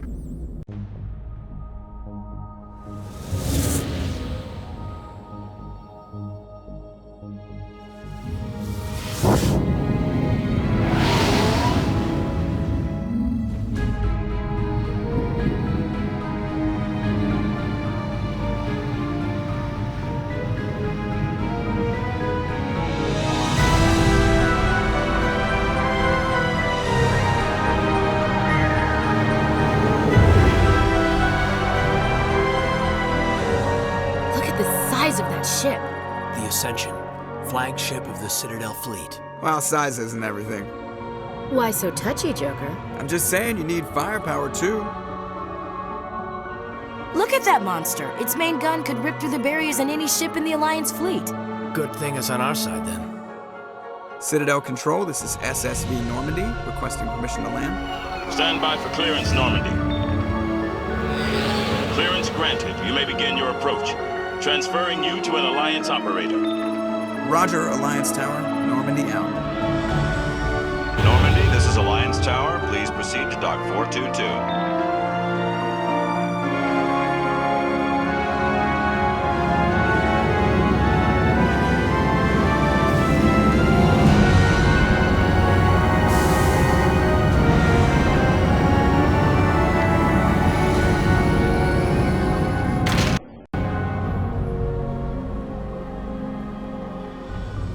This is an outrage! The Council would step in if the Geth attacked a Turian colony? The Turians don't found colonies on the borders of the Terminus systems, Ambassador. Humanity was well aware of the risks when you went into the Traverse. What about Saren? You can't just ignore a rogue Spectre. I demand action! You don't get to make demands of the Council, Ambassador. Citadel Security is investigating your charges against Saren. We will discuss the CSEC findings at the hearing, not before. Captain Anderson, I see you brought half your crew with you. Just the ground team from Eden Prime, in case you had any questions. I have the mission reports. I assume they're accurate? They are. Sounds like you convinced the Council to give us an audience. They were not happy about it. Saren's their top agent. They don't like him being accused of treason. Saren's a threat to every human colony out there. He needs to be stopped. The Council has to listen to us. Settle down, Commander. You've already done more than enough to jeopardize your candidacy for the Spectres. The mission on Eden Prime was a chance to prove you could get the job done. Instead, Nihilus ended up dead and the beacon was destroyed. That's Saren's fault, not his. Then we better hope the CSEC investigation turns up evidence to support our accusations. Otherwise, the Council might use this as an excuse to keep you out of the Spectres. Come with me, Captain. I want to go over a few things before the hearing. Shepard, you and the others can meet us at the Citadel Tower, top level. I'll make sure you have clearance to get in. And that's why I hate politicians. Because he's a douchebag? Yes, he is. Important locations are marked on your map. Access it with the, that tab there. Aren't there?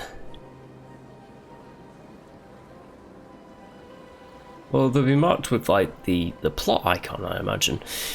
Dina's office, Volus and Elcor office, the Embassy Lounge, CSEC, Consort Chambers, Emporium Bank. It's been a while since I've come to Mass Effect, but I do love this game. Okay. Come on, gang, let's explore. Save, actually, we've not saved in a bit.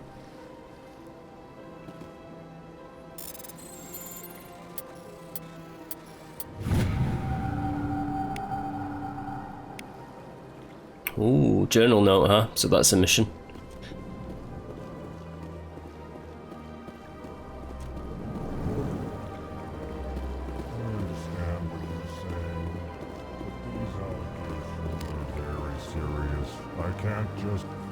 This is serious. My reputation is at stake. I spoke with the consort in confidence, and her alone, and she betrayed that confidence. All right. I will look into it for you. In the meantime, do not do anything rash. Oh yeah, these guys, huh? Alright, let's get chatting. Pleased greeting. Human, it is always good to see your kind. I am Ambassador Kalen. Genuine query. Is there something I can do for you this day? Why do you explain what you're about to say? Our people communicate less through words and more through scent and slight movements. Plainly, we discovered our vocal expression was not enough to convey the feelings of our conversations to other species. Why do you bother, Kalen? These Earth Clan don't really care about our ways. Remorseful response, Din. You don't truly believe that, and if you do, I am very sorry for you. What do you do here? Modestly, I work to bring the problems and the requests of the Elcor groups to the attention of the Council. Ha! They only give us these positions to keep us quiet. The Council doesn't care about our races. Chastising rebuke. Your tone is inappropriate, Din. This human is not to blame for your malcontent or your misconceived suspicions. Tell me more about your species. Genuine enthusiasm. I delight in telling the history of my people. It is agreeable to share our culture with others. Tell me about the history and origins of the Elcor. The Elcor were just beginning to explore Council space when the Asari first made contact with us. With their help, we discovered the relay closest to our system, and from there the Citadel. Proudly, within one lifetime we established a regular route to the Citadel, and quickly became one of the more active species living on this great station. I'd like to know more about the culture of the Elcor. Frankly, we Elcor prefer the safety and familiarity of our own colonies to the confines of space travel. Our society is built on small, tight-knit groups. Though we are always welcoming to outsiders, our government tends to be very stable. Our people are not very comfortable with sudden changes. Goodbye, Ambassador. Sincere farewell. Good day to you, human. And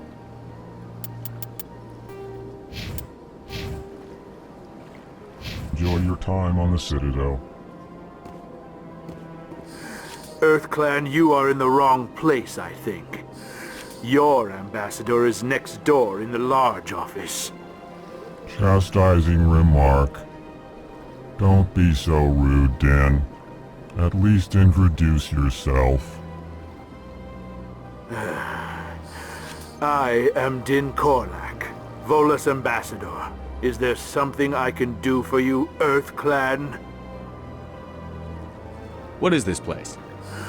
You are in the embassy for the Volus and the Elcor. Your ambassador is next door, in his own office. In this shared space, I aid my fellow Volus, when I'm not being interrupted. What is it you do here? I look out for the best interests of the Volus people. No easy task considering how often we are overlooked by the Council. Chastising rebuke, Din. The Council favors your species greatly. You are naive. The EarthClan will be invited to the Council long before our species will. Why aren't the Volus or Elcor part of the Council? All species must prove themselves before they join the Council. All but the EarthClans, it would seem. Dismissive. Ignore the Volus ambassador, human. He is incorrect in his assessment. Really? How long have we been waiting? How long do you think we'll continue to wait? Bah, this talk is wasted on the humans. I'd like to know more about the Volus. I'm sure our history and culture would bore you, EarthClan. Actually, I would like to know more about your history. My people came to the Citadel shortly after the Asari and Solarians had discovered it. We were instrumental in establishing a standardized galactic economy. However, despite our long association with the Citadel and our many contributions to galactic society, we still do not hold a seat on the Council. Tell me about Volus culture. We are tribal by nature, but our ways are not violent. We barter and trade our lands and tribe members in order to increase status. Larger tribes often engulf smaller ones and eventually split again. Our society is very malleable, and our government is always shifting and changing. Since we're not physically adept, we trade our services for protection. You seem to have a bit of a chip on your shoulder, Din. You humans are new to the Citadel, and yet the Council has granted you great favor. Chastising rebuke, Din. Your species has always been granted many concessions. Lawless territory has expanded tenfold since coming to the Citadel. Details. We still have no real say in the decisions that affect Citadel space. Goodbye, Ambassador. Yes. Good day, Earth Clan. Hello there, human. Sincere apology, but I am here on business and cannot be distracted right now. You seem distressed. Is there something I can do to help? Alarmed response. You overheard that, did you? This is all going so wrong, and it is the Asari consort's fault. She's the one who started all this. What did this Asari do to get you so upset? I cannot speak more about this problem. It is too sensitive. Suffice it to say, she has compromised my authority as a diplomat. Where can I find this Asari consort? She is across the bridge from here. Her offices are easy enough to spot. Good day, human. Okay, good day. Mass Effect is quite chatty. It's a chatty game.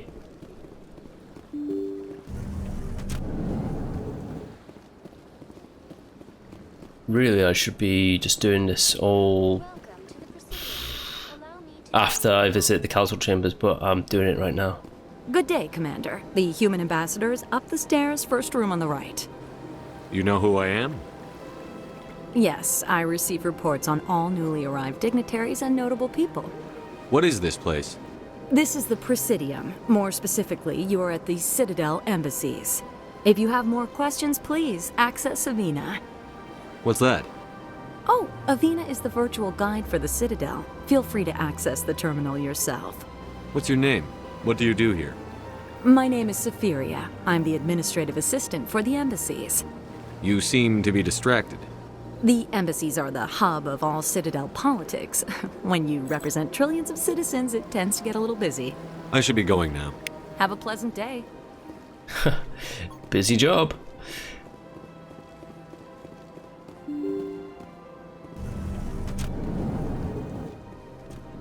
Let's explore some more. I can't believe I landed a job here. This place is fantastic. Now, this is the most epic of Elcor. Human, delighted welcome. It is good to meet you. It's good to meet you too, good sir.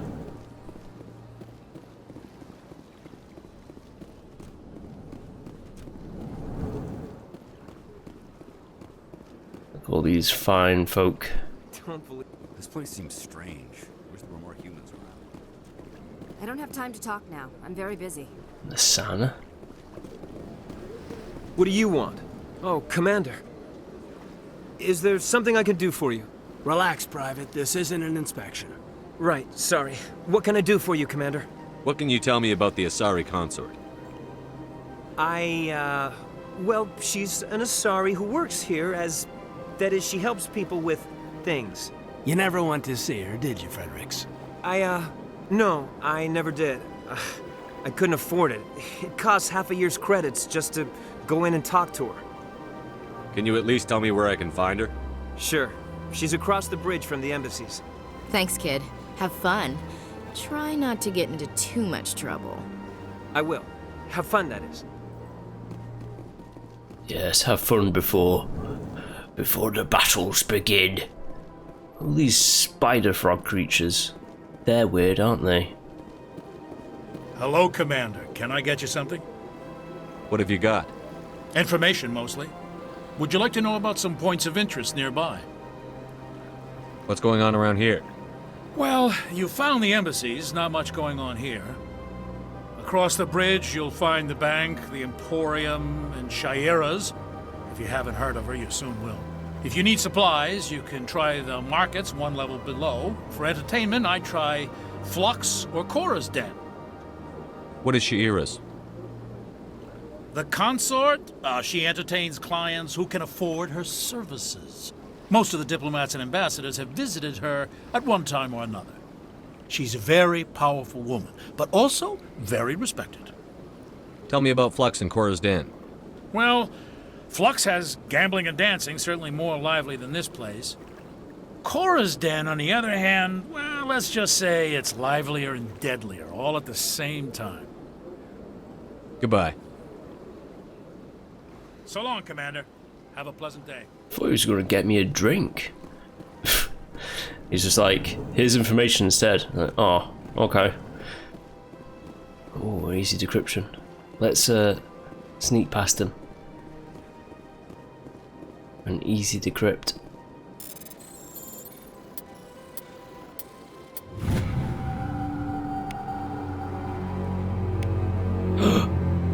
More missions.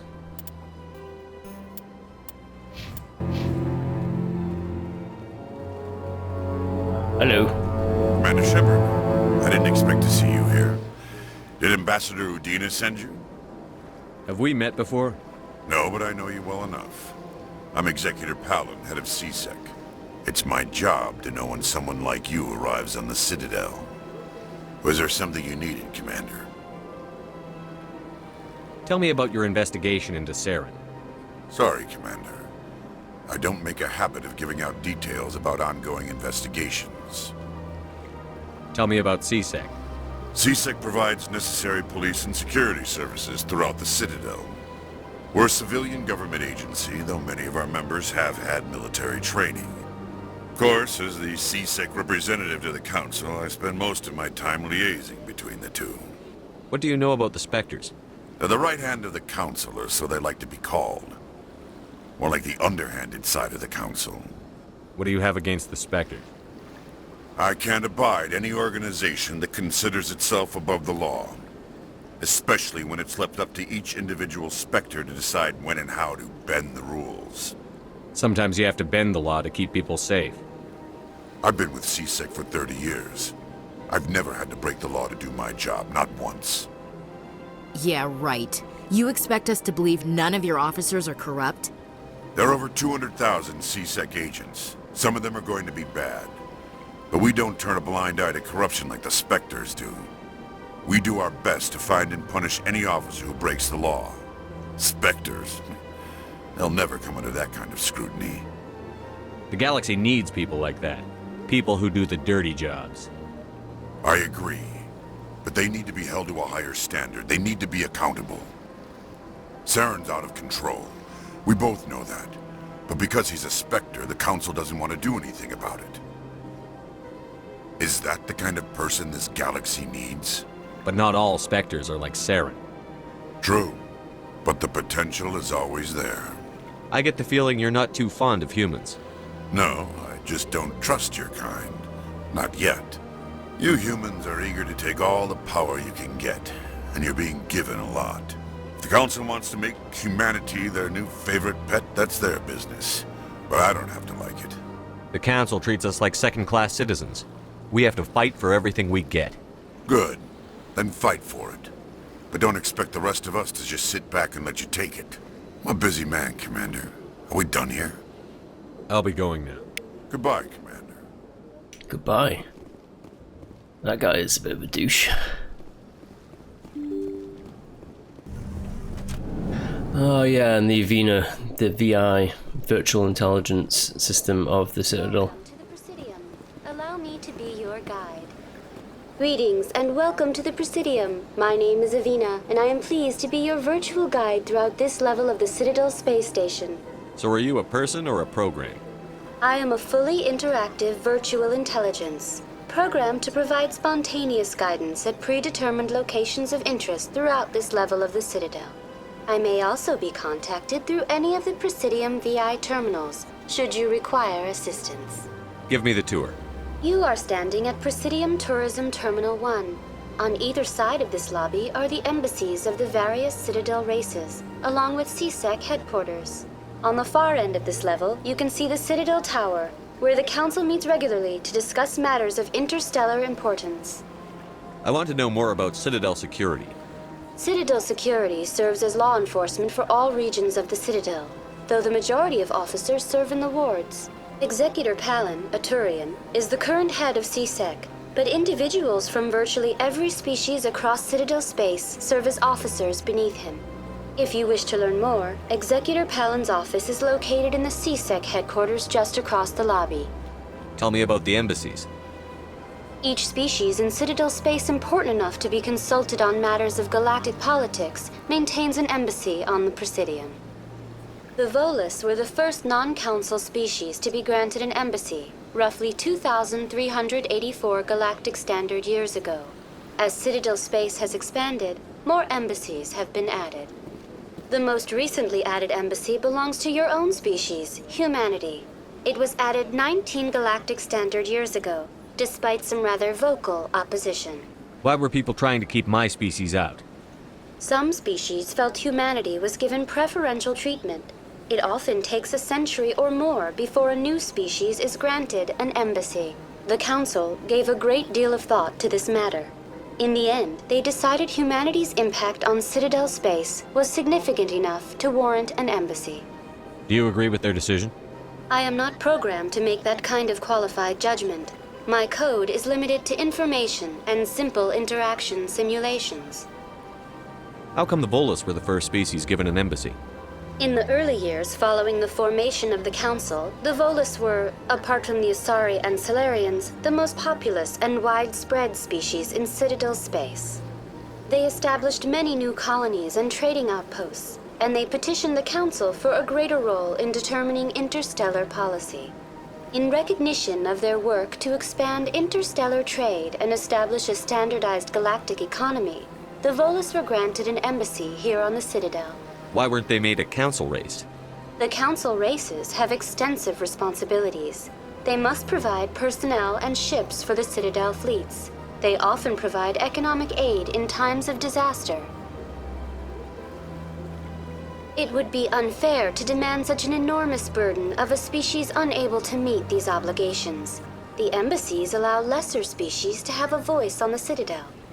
That's pretty damn arrogant.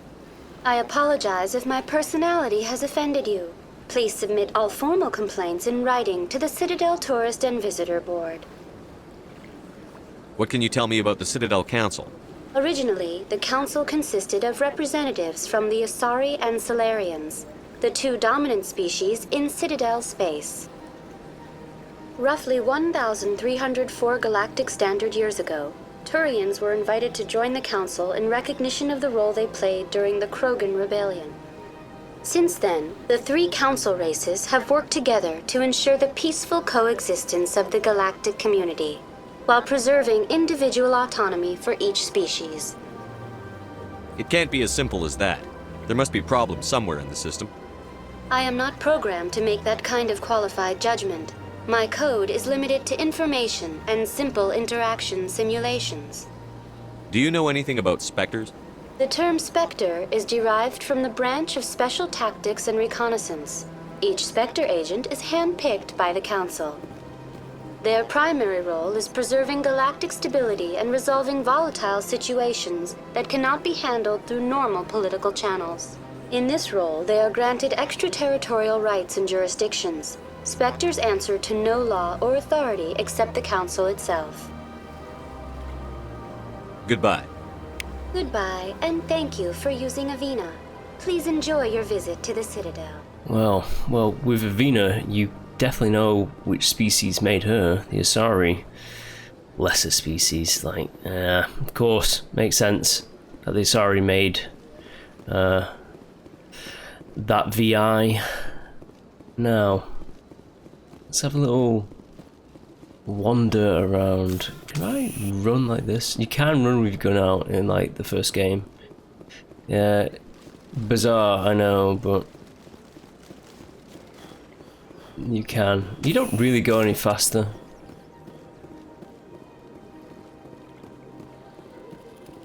It's rapid transport. Pretty sure, yeah, we're locked off. We have to go to the council chambers first and foremost.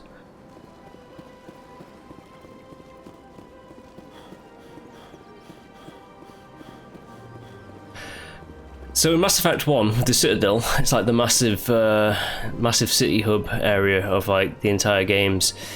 But in the first game, you are cornered off to the cushy Presidium, like the nice rich part of the Citadel. It's not the wards. The wards are like the arms. This is like the ring donut at the end of the Citadel, and the wards are like those 5 prongs, like massive super cities with, as it was said, trillions of like peoples.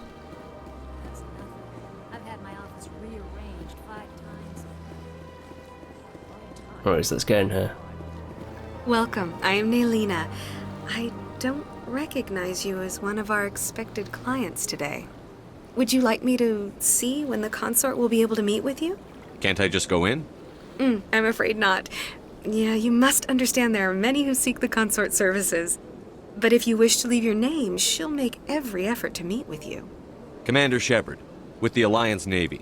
Excellent. You should hear something in 3 or 4 months. Nobody's worth that much of a wait. Well, that's not for me to judge. I have your name and you'll be contacted. Is there anything else? What do you do here, Naylina? I'm one of the consort's acolytes. Many of the people here today will not see the consort, but they expect to be attended to just the same. It's our job to ensure that they leave contented. What exactly do you attend to? Well, each acolyte has her unique abilities. Some soothe with song, others with conversation. As much as possible, we seek to match the needs of our clients to the skills of our acolytes. My specialty is touch. My fingertips can find every tension point in your body and relieve it. I'd like to try out your services. Excellent. I'll add you to our client list. We should be able to see you in 3 or 4 months. What is the consort? What does she do? It's difficult to explain. She's many things to many people and something different for each. Some seek her for advice, some for entertainment, others still for pleasure. Most of the time, our clients won't realize what they were seeking until after she has provided it for them. You make her sound like some kind of oracle. No, not in the usual sense. She's merely a woman with remarkable compassion and a generous spirit. I suggest you make an appointment and see for yourself. I think I'm done here. Oh, well, I hope you'll return again in the future. We always enjoy seeing new clients. Naylina. Yes, Shaira? Send the commander up to see me. I wish to speak with him. Yes, of course, mistress.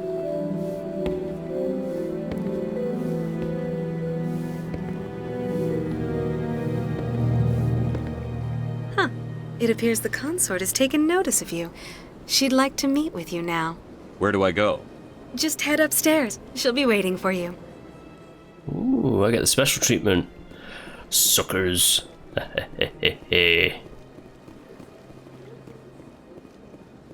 Right, Shaira. Here I am, with my crew. Bit weird, I know. That is close enough, Commander. I've heard a great many things about you since your arrival here in our Citadel. What exactly do you do? That depends on your needs. I offer advice to some, comfort to others. I have a certain problem that could use your expertise. Maybe I can help. I have a friend, Septimus, a retired Turian general. I won't discuss the details, but he wanted me to be more than I could be. We had a falling out. Now he spends his days in Cora's den, drinking and spreading lies about me. If you would speak to him as a fellow soldier, I believe he will listen to you and let the matter be. What happened between you? I respect his privacy too much to go into the details. If he wishes to tell you what happened, that is his prerogative. What exactly do you want me to tell him? Appeal to his sense of honor. Remind him of his position as a general. If you can convince him to stop spreading lies about me, I would be very grateful. Now I must ask you to take your leave. I have many clients waiting to see me. Okay, bit strange, but sure. I can do it. I'm Commander Shepard.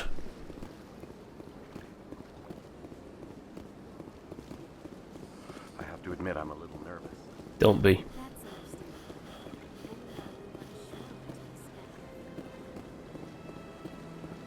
Let's progress onwards. Oh, look at that statue. That's very interesting, isn't it? What kind of statue could that be? Welcome to Presidium Tourism Terminal 3. Here in the financial district, a number of businesses offer various goods and services to their exclusive clientele. The statue you see before you was commissioned to honor the Krogan soldiers who gave their lives to protect Citadel space during the Rachni Wars. In the aftermath of the Krogan rebellions, several embassies petitioned to have the statue removed. However, this motion was eventually quashed by the Council. Why did the Council fight so hard to keep the statue? The Krogan were instrumental in saving the galaxy from the Rachni threat. The Council believed this historical fact should not be forgotten. The Council also hoped that preserving the memorial would improve diplomatic relations with the Krogan and bring about a peaceful resolution to the rebellions. Unfortunately, the Krogan refused to negotiate and only surrendered after their population and homeworlds had been ravaged by the Turians. Sounds like they got what they deserved. I am sorry, but a value judgment of that nature goes beyond my programming. What were the Rachni Wars? Nearly 2,200 years ago, explorers seeking to expand Citadel space opened up mass relays leading to systems controlled by the Rachni. A highly intelligent and aggressive insect race, the Rachni unleashed a war of conquest against the rest of the galaxy that lasted for nearly 3 centuries. The emergence of the Krogan finally turned the tide in favor of the Citadel species. Krogan forces provided the numbers necessary to halt the Rachni advance and drive them back. The Krogan then pursued their retreating fleets. Able to survive the harsh environments of the Rachni homeworlds, the Krogan hunted their enemy to extinction. Was it really necessary to wipe them out? I am sorry, but a value judgment of that nature goes beyond my programming. Tell me more about the Krogan rebellions. In recognition of their efforts during the Rachni Wars, the Krogan were granted several new colony worlds by the Council. Over the next 400 years, the Krogan species began to expand. Blessed with an extremely high birth rate, their numbers began to swell. Faced with a critical overpopulation crisis, the Krogan started a violent colonization of nearby worlds inhabited by other Council species. The Krogan rebellions had begun. For a full century, the Council and its member species fought to bring the Krogan under control. With the aid of the newly discovered Turian Empire, they were ultimately successful. You needed the Krogan to stop the Rachni, then you needed the Turians to stop the Krogan. So who's gonna stop the Turians? I am sorry, but that question is beyond my programming parameters. The Turians are members of the Citadel Council. They are not a threat to galactic peace. That's all for now. Thank you for using Avina. Have a pleasant day. Oh, you too. You have a pleasant day. Oh, the Emporium shopkeeper. I remember that guy. That jellyfish guy.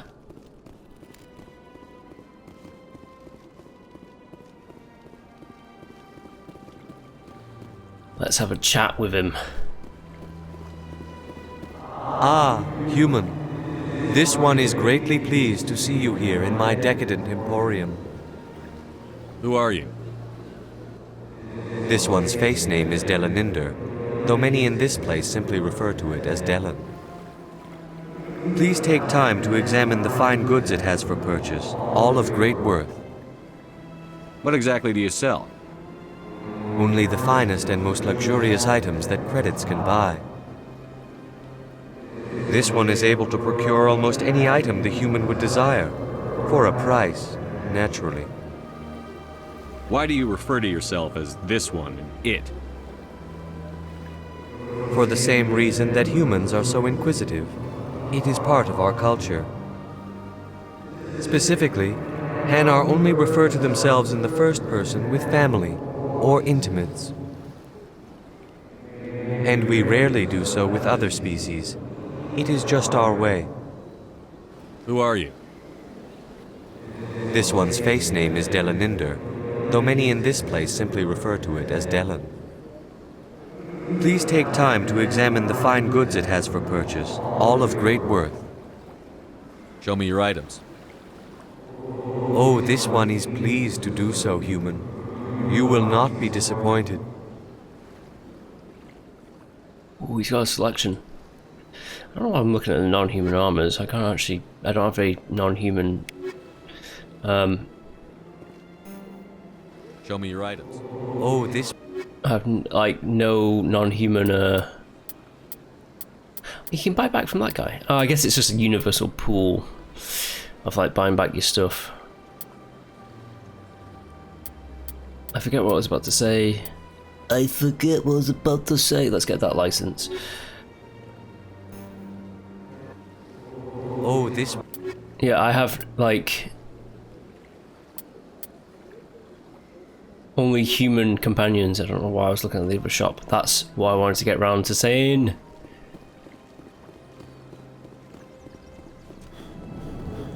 The bank. What's this? One of the Earth Clan. Ah, a very famous one, yes? You are the one called Shepard. It is a great honor to welcome the heroes of the Blitz. You've got me at a disadvantage here. Forgive me, Earth Clan. My name is Barla Vaughn. My job makes it necessary for me to keep informed. I am a financial advisor to many important clients here on the Citadel. When someone as important as yourself arrives on the station, I take notice. What's it like living here on the Citadel? The station is without a doubt the greatest wonder in the galaxy. It is a technological marvel, but its true splendor goes much deeper than the hull and engines. From the Presidium to the wards, the entire station is a testament to the success of the Council. All the species of Citadel spaced together in a single strong community. What are the wards like? The cultural heart of the galaxy. They pulse with the lifeblood of millions of citizens from dozens of different species. You never know what you'll find down in the wards, Commander. It's always full of surprises. Fortunately, most of them are pleasant. What makes the Presidium so special? It is the political center of Citadel space. 80% of all intelligent species in the known galaxy acknowledge the Council's authority on interstellar matters. But only the most powerful and influential species have embassies here on the Presidium. This level of the station is reserved for the elite, Shepard. People like us. Tell me more about your job. Galactic finance is incredibly complex. A mix of laws and regulations from dozens of interstellar economies. I'm an expert in how all these economies interact. For a fee, I share my expertise. I also offer premium services for those clients who need someone to conduct business without drawing unwanted attention. Discreet and efficient. That's my motto. Sounds pretty shady. Everything I do falls completely within the bounds of interstellar commerce law. Even so, many of my clients would prefer their transactions remain undisclosed.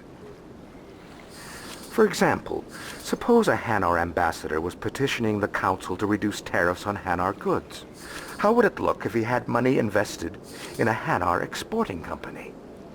Even if his true motives were to help his people, he would be accused of advancing the petition for his own personal gain.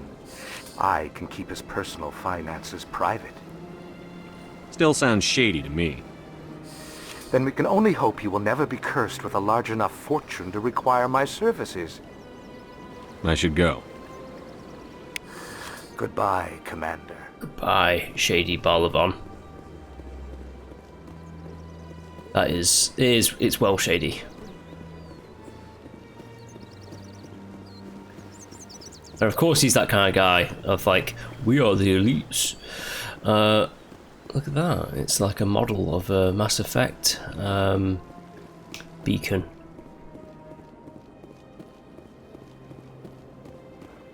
But just on a smaller scale. Ain't that interesting? Look at that bug thing over there. What's it doing? What is it doing? Please do not disturb the keepers. Okay. Welcome to Presidium Tourism Terminal 2. You are standing near the base of the Citadel Tower, one of the Presidium's most recognizable and important structures. Behind me is the spectacular Relay Monument, a scale model representation of a Prothean mass relay. To your left is one of the Keepers, the enigmatic caretakers of the Citadel, working on a control panel. You may see Keepers involved in various tasks throughout all levels of the Citadel. We ask that you do not interfere with them in any way. The Keepers are essential to the smooth operation of the Citadel. Obstructing their daily work will result in harsh penalties, including incarceration and rehabilitation. Tell me about the Citadel Tower.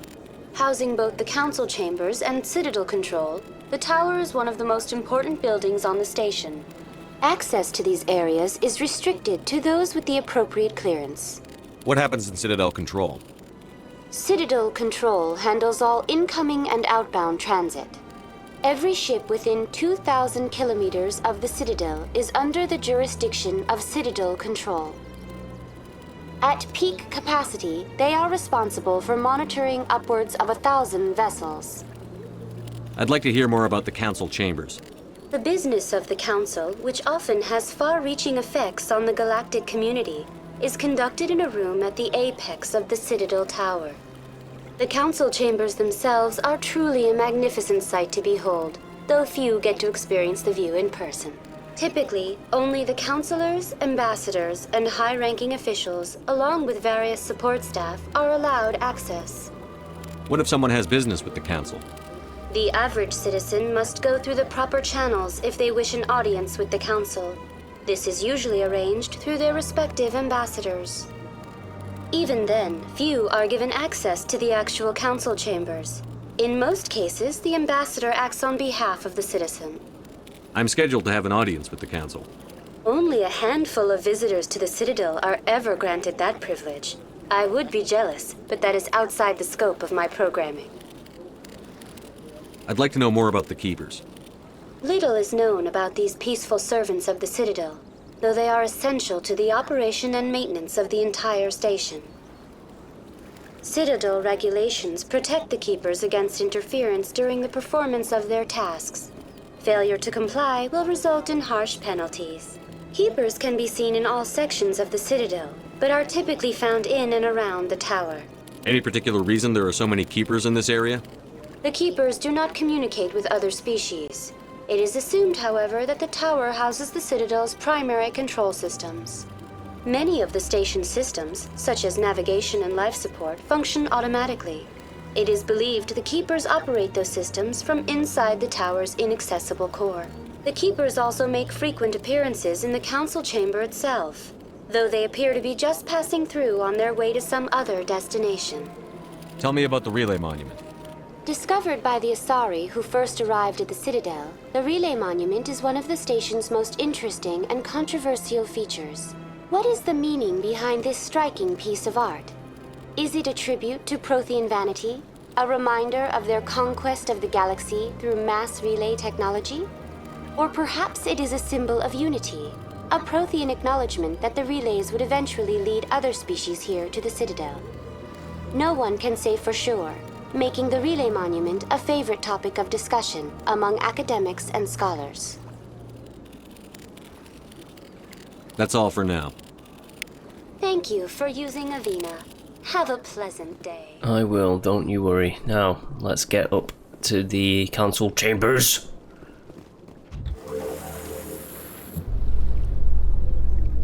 The Council isn't going to ask me any questions, are they?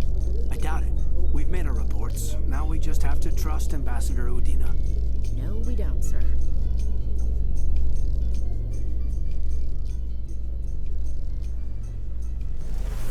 Alright, it's much faster than on the original Xbox 360.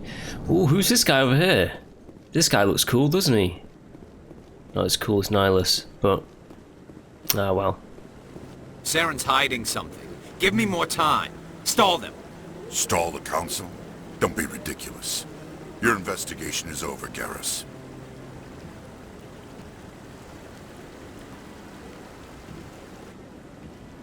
Commander Shepard, Garrus Vicarian. I was the officer in charge of the CSEC investigation into Saren. Sounds like you really want to bring him down. I don't trust him.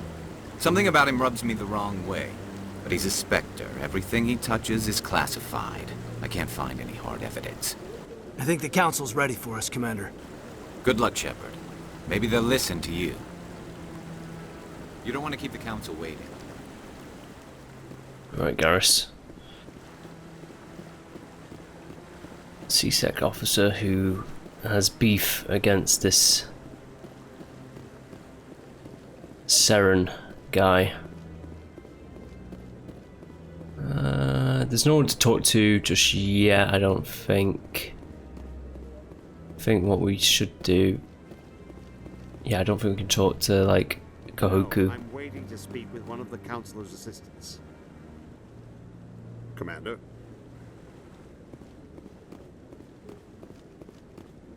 Anderson, let's just get in there. The hearing's already started. Come on.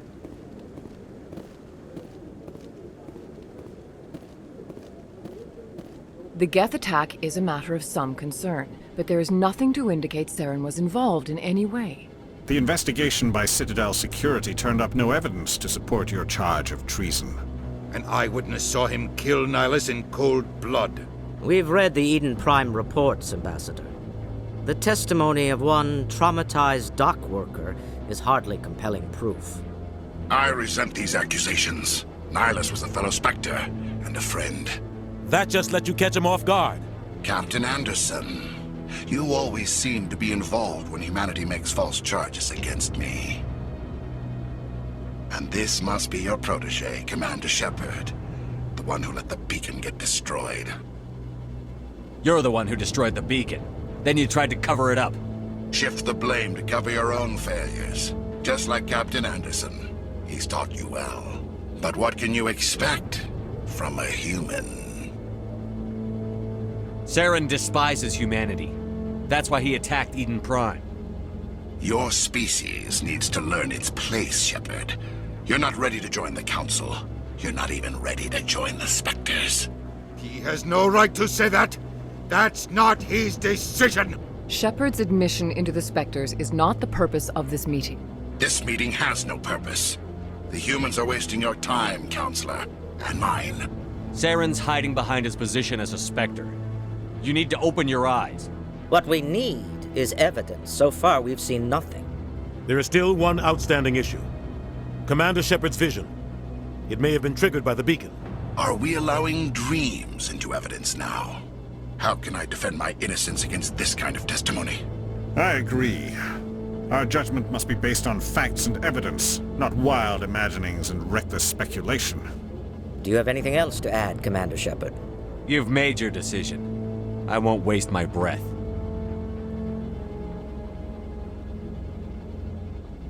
The Council has found no evidence of any connection between Saren and the Geth. Ambassador, your petition to have him disbarred from the Spectres is denied. I'm glad to see justice was served.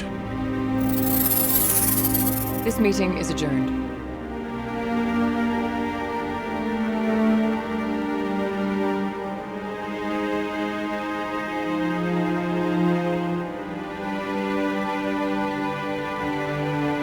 It was a mistake bringing you into that hearing, Captain. You and Saren have too much history. It made the Council question our motives. I know Saren. He's working with the Geth for one reason. To exterminate the entire human race. Every colony we have is at risk. Every world we control is in danger. Even Earth isn't safe. We need to deal with Saren ourselves. As a Spectre, he's virtually untouchable. We need to find some way to expose him. What about Garrus, that CSEC investigator? We saw him arguing with the Executor. That's right. He was asking for more time to finish his report. Seems like he was close to finding something on Saren.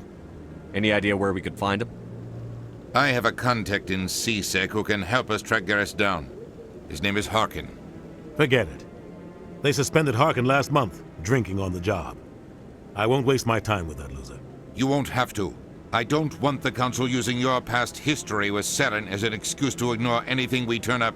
Shepard will handle this. You can't just cut Captain Anderson out of this investigation. The Ambassador's right. I need to step aside. I need to take care of some business. Captain, meet me in my office later. Harkin's probably getting drunk at Cora's Den. It's a dingy little club in the lower section of the wards. I thought you said he was a drunken loser. Couldn't hurt to go talk to him. Just be careful. I wouldn't call him reliable. You and Saren have a history. What happened? About 20 years ago, I was part of a mission in the Skillian Verge. I was working with Saren to find and remove a known terrorist threat. Saren eliminated his target, but a lot of people died along the way, innocent people. And the official records just covered it all up. But I saw how he operates. No conscience, no hesitation. He'd kill 1,000 innocent civilians to end a war without a second thought. Killing innocents doesn't end wars, it causes them. I know how the world works, Commander. Sometimes you're forced to make unpleasant decisions, but only if there's no other way. Saren doesn't even look for another option. He's twisted, broken. He likes the violence, the killing, and he knows how to cover his tracks. Our ambassador doesn't seem to get along with the Council. He's just frustrated. The Council's always preaching that we need to be part of the galactic community. But for them, it's a one-way street. They want us to expand and settle unstable regions like the Skillian Verge and the Attican Traverse. But when we run into trouble, they don't want to help us out. Everyone knows it's only a matter of time until we get a seat on the Council. The ambassador just thinks it should happen sooner rather than later. And I agree. Maybe they'd let us join the Council if we were more willing to cooperate with the other species. Of course they would. If we did everything they told us to, they'd love to have us on the Council. But it wouldn't be much of a deal for us. I understand their side. They don't want us dominating the Council. It's founded on cooperation and alliances. But we have to look out for our own interests too. You don't think much of Harkin. The guy joined CSEC about 20 years ago. He's been an embarrassment to our species ever since. Roughing up suspects in custody, bribery accusations, alcohol and drug use. The embassy used to step in when he got in trouble. But I guess enough was enough. The guy's a scumbag. He should have been cut loose a long time ago. He was one of the first human CSEC officers. Guess it would have looked bad if he got fired. A lot of backroom deals were worked out over the years to keep him on the force. Politics is a dirty business sometimes, but it looks like his time's run out. We've got enough humans in CSEC now to stop protecting him. I thought this embassy was supposed to help humans.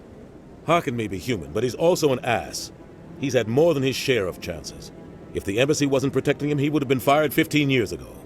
CSEC is better off without him. I want to know more about the Spectres. They're not your typical government agency. They tend to work alone, behind the scenes. They take care of problems the Council can't. It's not easy preserving peace across an entire galaxy. The Council prefers to use diplomacy and negotiation. But sometimes more extreme measures are needed. How do they decide who becomes a Spectre? You can't just apply to join. There's no training program. Spectres aren't made. They're born.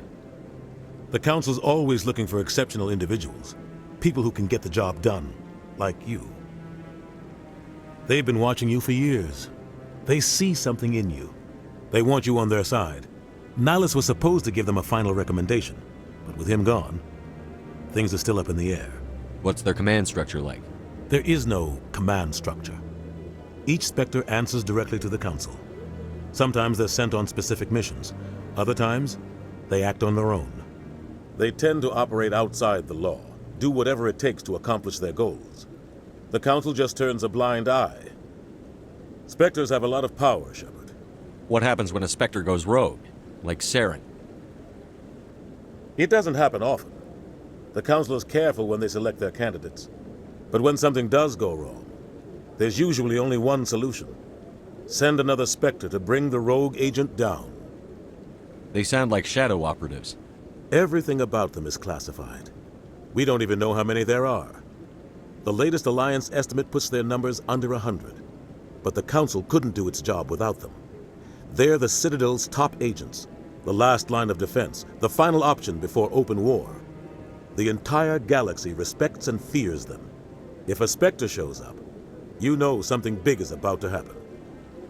Maybe there's another way to find evidence against Saren. You should talk to Barla Vaughn over in the financial district. Rumor has it he's an agent for the Shadow Broker. The Shadow Broker? An information dealer. Buys and sells secrets to the highest bidder. I've heard Barla Vaughn's one of the top representatives. He might know something about Saren, but his information won't come cheap. Tell me about Barla Vaughn. He specializes in moving large sums of money without leaving a paper trail.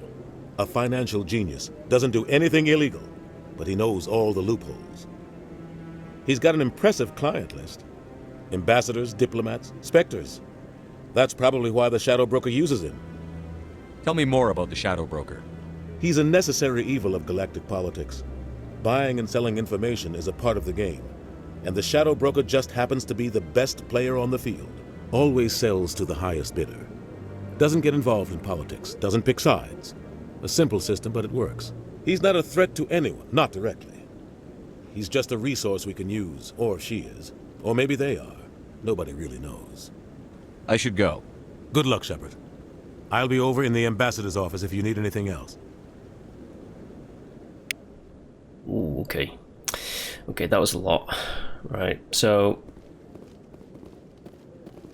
Saren has gone away for now, but we're still on the trail. We need to find some evidence.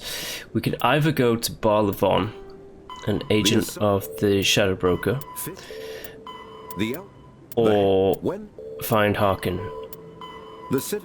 We will be going after Harkin, because Harkin knows where this other Turian agent is, the CSEC officer, Garrus. We might have some information, you know? Creds. Yeah, credits! And then there's these missions, like the side missions. We have to expose Saren.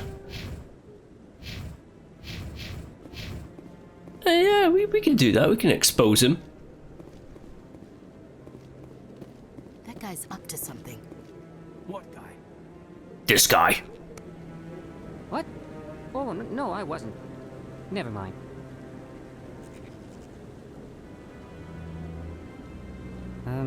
Yes, is there something you want? Why are you so interested in the Keepers? Keepers? I've got no interest in the Don't get coy. I know what I saw. I'm not so sure I should be talking to you about this. We're just talking. Is there something wrong with that? No. I guess it wouldn't hurt to tell you. I'm using a small scanner to gather readings on the Keepers. So far I've had mixed results. I find it difficult to get near the creatures. Why were you being so secretive about it, though? Well, technically we're not supposed to disturb the Keepers. I don't really think my scanning disturbs them, but the authorities might disagree. I'd like to do it more openly, but it's not really worth getting arrested over. I could help you out. I'm not worried about the authorities. I don't even know who you are. I'm Commander Shepard, with the Alliance military. Well, I suppose I could use the help. You'll need this. It's the scanning device I developed. Activate it each time you see a Keeper. All collected data will automatically upload to my database. I'll even send a few credits your way for each unique scan. What are you doing with the data once you've scanned it? Trying to learn whatever I can about the Keepers. We see them working everywhere, yet we know so little about them. I'm a scientist. I want to know what makes them tick. I should get going then. Yes, I have much work myself. So long, and good luck with the scanning. Okay. We've got Keepers to scan, so let's scan them. No, I just want to... Commander.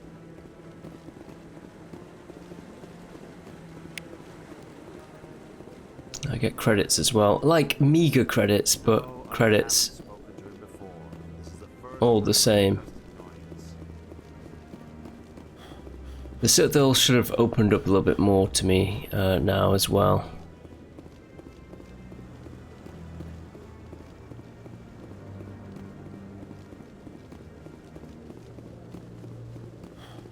Don't be ridiculous. The Volus won't be joining the Council for years. I'm not so sure. Oh, will they not, huh?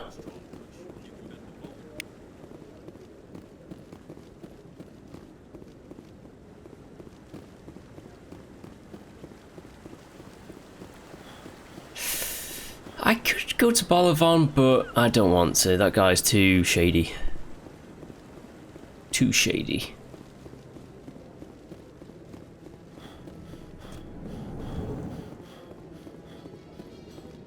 Ah, the elevator music.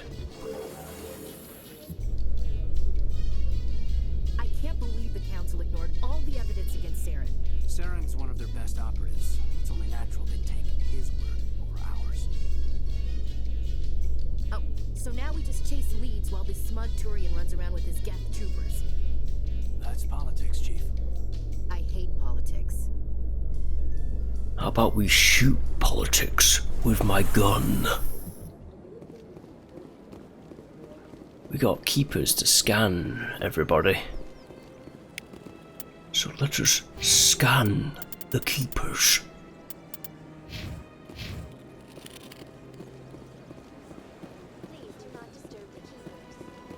I guess I won't disturb the keepers.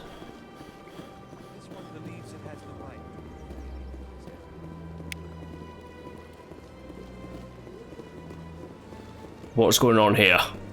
That Hanar refuses to listen to reason. Why can't it act in an orderly and lawful manner? You should be more tolerant. It's just trying to express its beliefs. I am not unreasonable. The Hanar is free to spew its nonsense once it purchases an evangelical permit.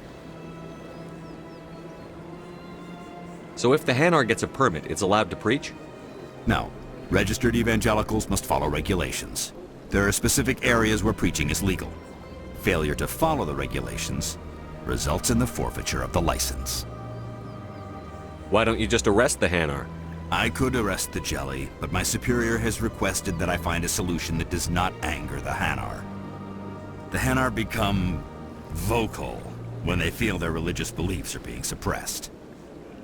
What's the purpose behind the evangelical permits? Forcing religious evangelicals to register for a permit weeds out undesirables. It keeps the area safe. The Citadel is too important to become a battleground for a religious war.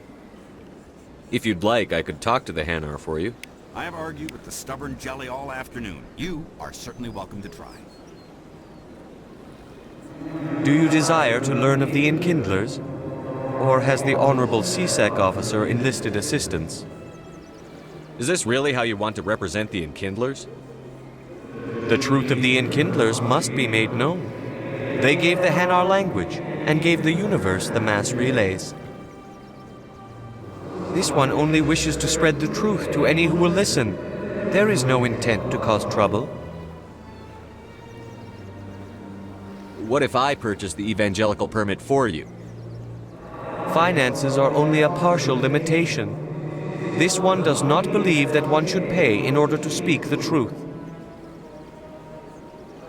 However, this one also does not possess the 150 credits necessary to purchase the permit. 150 credits? This should cover you. This is a most appreciated action. You are not of the Hanar, but you wish to help spread the truth of the Enkindlers. This one will not cause any further trouble for the CSEC officer. This one offers its thanks.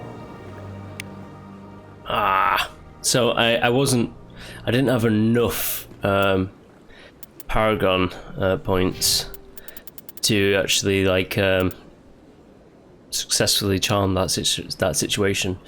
But that being said, I'm still. Ooh, these are locked off for now. Oh, hell, you know what? Why not? I'm just gonna boost myself up a bit, get a shield protection, that, and unlock the first aid trait so that I can get heavy armor. I see the Hanar is left. Thank you. Happy to help. Here, for your assistance in this matter. Now, if you'll excuse me, I should report to my superiors. Whew, okay, right, what now?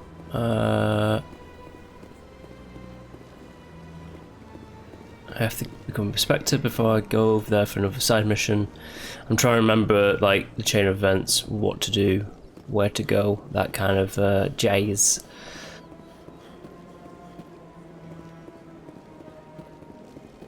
I think there's someone in the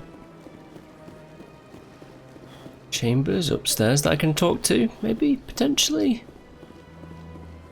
Or I should just go to CSEC, which is underneath me.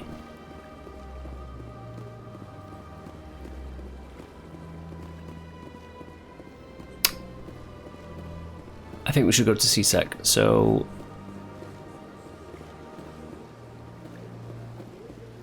let's go. In light of the recent attack on Eden Prime, many colonial investors are pulling their support for future projects. Proponents of expanded human colonization insist that Eden Prime was an isolated case. Nevertheless, colonist enrollment has dropped sharply. Many colonial proposals are on hold until backers have some reassurance that human colonies will be adequately protected. Yeah, can you blame them?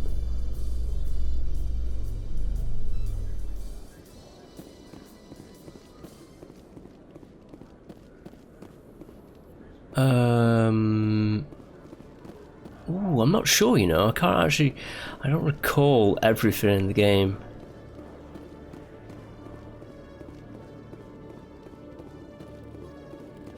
Scan you. The requisition officer. One sec, looking you up.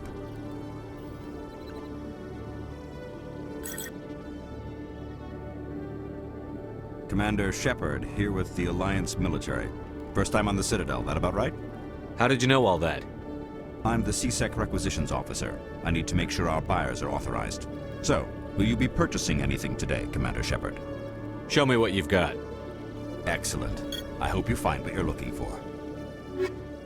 Episode 2. Right, okay, so what armor do I have? I can compare. I have Onyx 1, that's Onyx 4?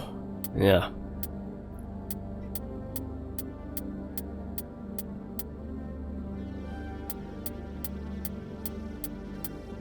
I can't wear it. Oh, it's 20,000 credits as well. Oof. Oof. I'm only like 1/4 of the way there, essentially, with my 5,118 credits. So I need to acquire some more credits before I can get that lovely, lovely armor. Is there any fine folk in CSEC that I can chat to? I came down from there. This A Solarian goes excavation upwards. team has run into an unexpected problem after unearthing a Prothean dig site. Hanar protesters have blockaded the dig site, claiming that artifacts of the Enkindlers, as the Hanar call them, should not be disturbed. The excavation team has appealed to Hanar representatives on the Citadel to reach a diplomatic solution. Well, well, well.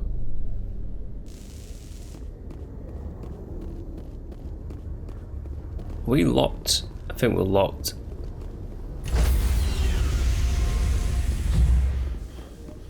Sorry, Commander. Nobody's allowed on the Normandy right now. Doing some routine maintenance. Righto.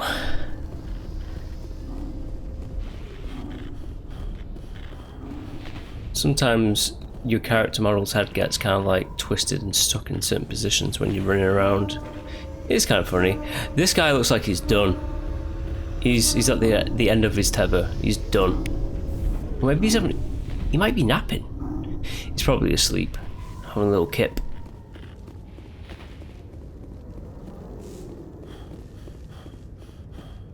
Binary Helix has settled out of court with a Krogan group that had accused the Genetics Corporation of fraud. The Krogan group had contracted Binary Helix to perform studies with a long-range goal of curing their genetic sterilization. The group later sued for a return of investment money when the study produced no viable results.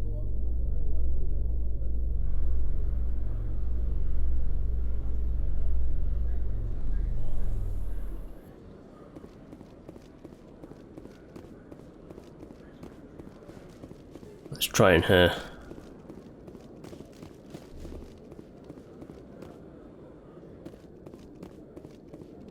Okay, Jaleel.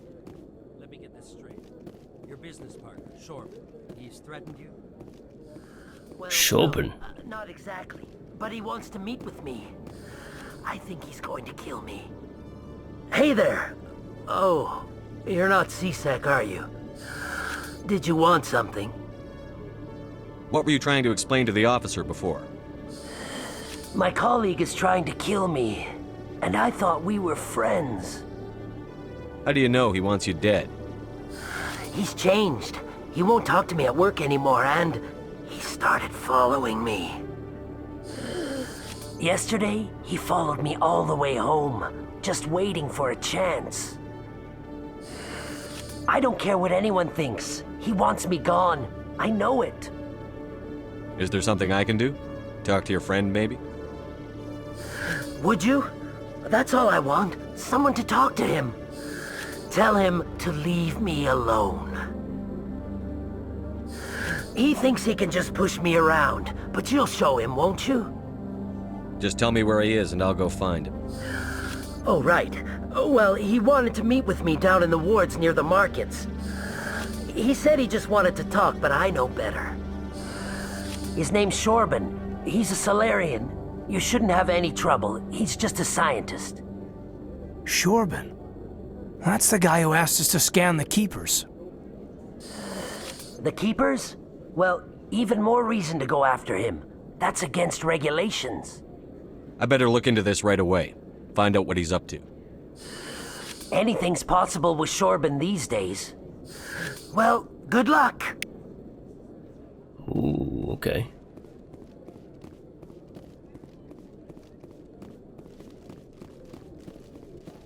Let's have a look around, see what's going on.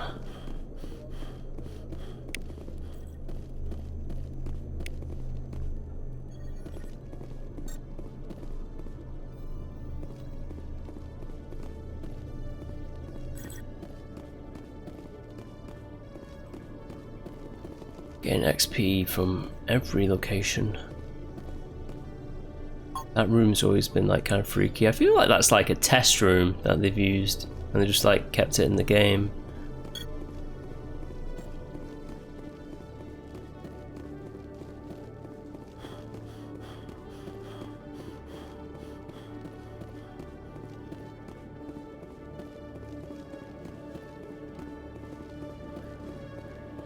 I think this way's to the wards, I believe.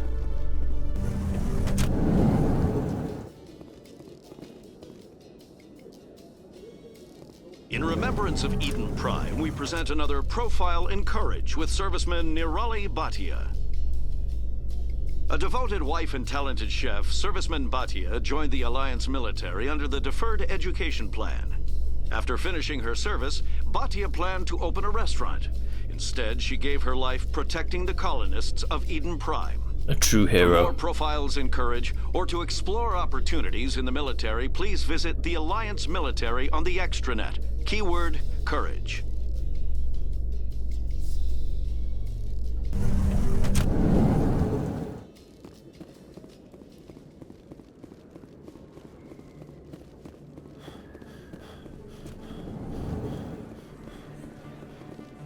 Okay.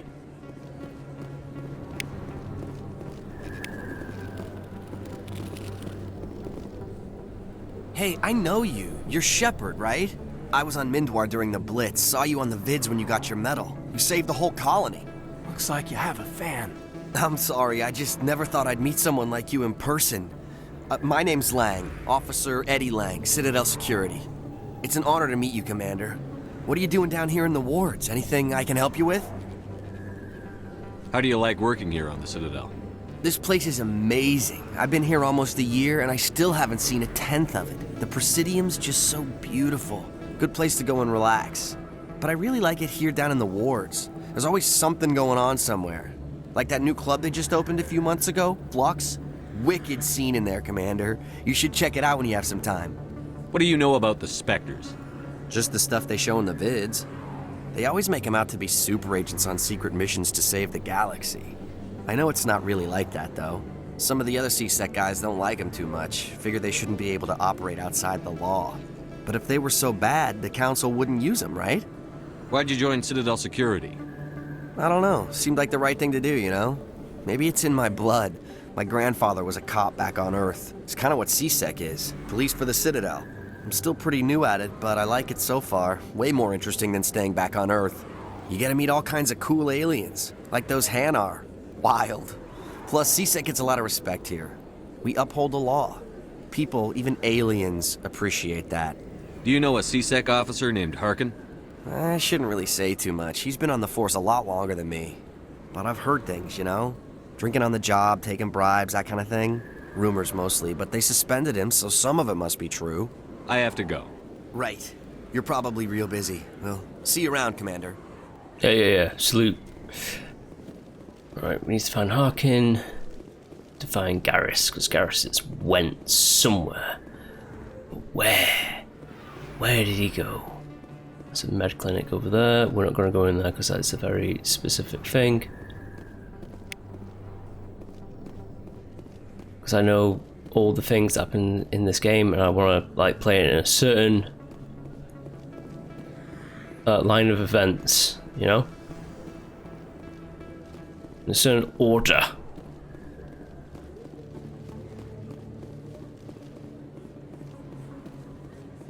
Let's see that view.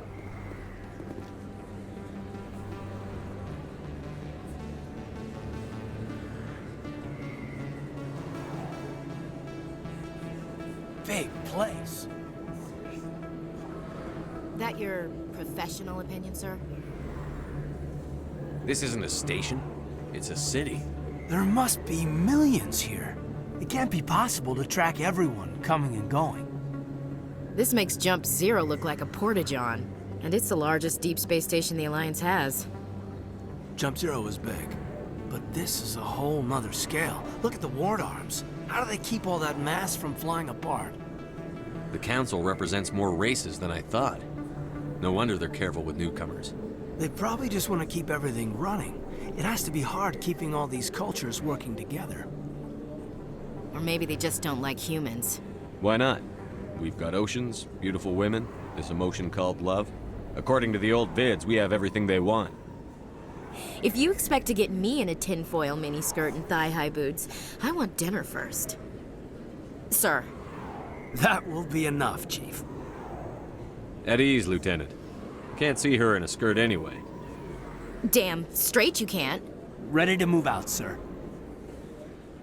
Ooh, awkward sexual tension. Let's move on. That's a lift to somewhere else. I can't remember. Commander Shepard? Excuse me, Commander Shepard. Hello. I'm Emily Wong. I'm an investigative journalist working here on the Citadel. Could I have a moment of your time? What do you need? I've been hunting for evidence of corruption and organized crime on the Citadel, but there are places I can't go. I was hoping you might share anything you find during your own investigation. I can make it worth your time. How do you know that my investigation is going to uncover anything you need? You wouldn't be investigating if it weren't big. And if it's big, it's something I'd like to hear about. You've got to have access to better sources. Why contact me? I'm using every source I can find, but I think I've got a better shot with you. I've read your file. If anyone is going to uncover corruption here, it's the hero of the Skillian Blitz. How do you know I'm investigating anything here on the Citadel?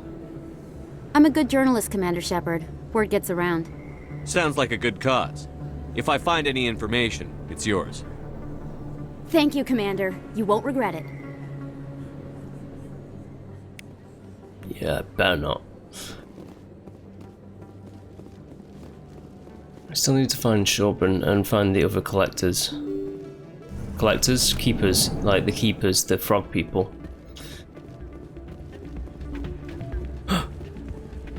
Nightclub. What? Everyone knows Fist is with the local criminals.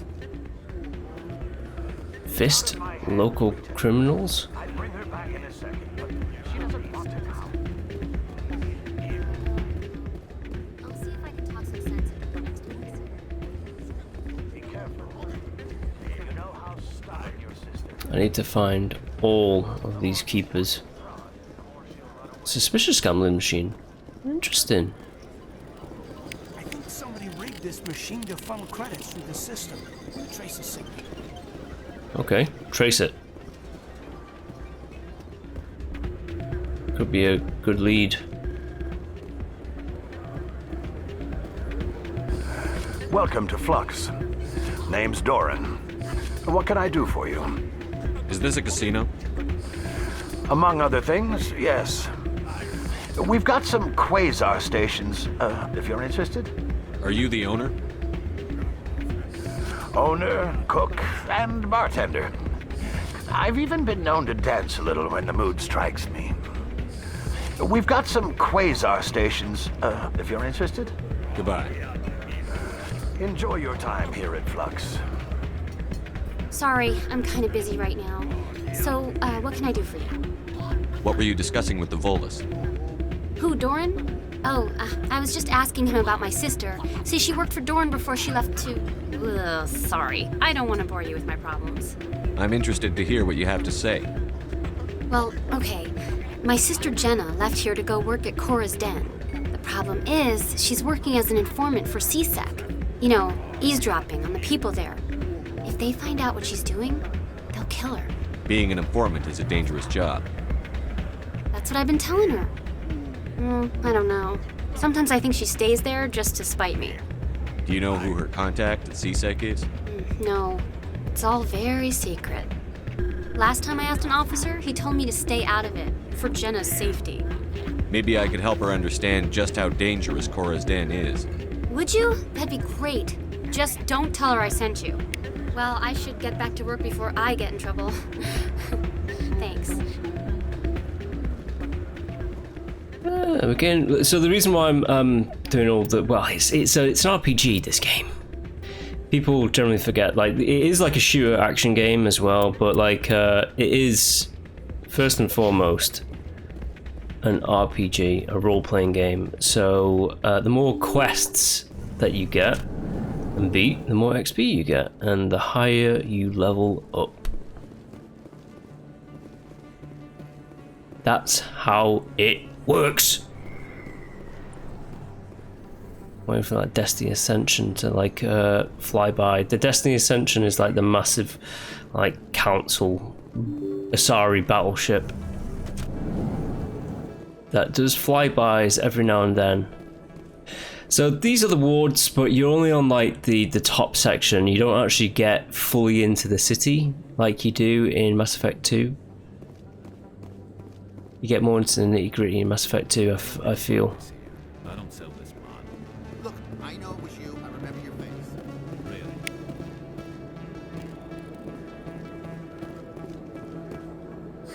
Hello, Earth Clan. No doubt you've just come back from the colonies. Will you be needing supplies? What colonies are you talking about? Oh, my mistake, Earth Clan. I assumed... It doesn't matter. Pharos? Noveria? Well, if you haven't heard of them yet, I'm sure you will soon. But it doesn't matter where you hail from. My goods are available to all. I'd like to know more about Pharos. It's an old Prothean world. Their buildings still litter the surface. The humans aren't the first to colonize it, but they are the most recent. I just realized I haven't heard from my contact on that planet for some time. Ah, well, I'm sure he's fine. What can you tell me about Noveria? The corporate capital of the Attican Traverse. Very cold. Very snowy. I don't get too many clients from there. They all have their own private suppliers. Show me what you've got. Most excellent.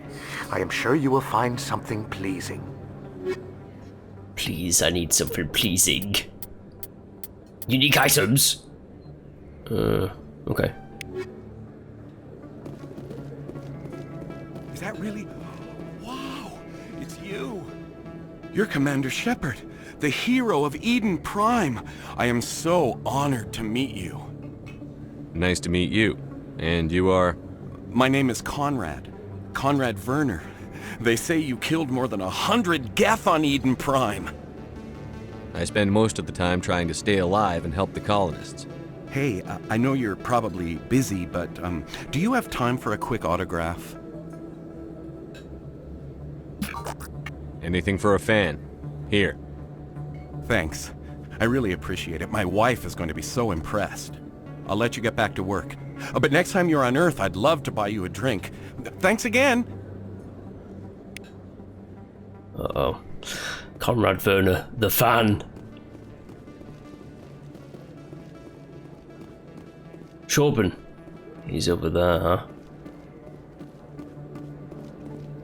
Hello there. Welcome to Moorland's famous shop. You want many good supplies, yes? Let me see what you have. Oh, you will be pleased, I think. Very good things I have. You will see.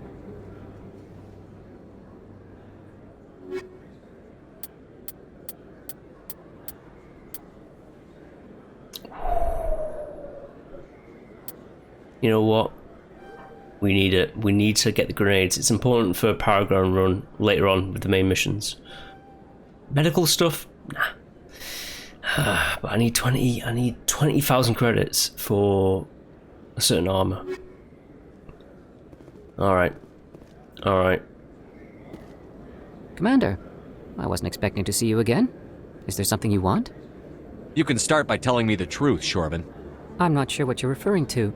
My experiments are... Quit stalling. Jalid told us what you've been up to. You spoke with Jalid? Then you know about the data? No, but you're gonna tell me. Everything. You boys can go. Looks like my plans have changed. It's not as bad as you think, Commander. Jalid and I just got a little over our heads. Keep talking. The company we work for developed an experimental procedure for use in medical scanners.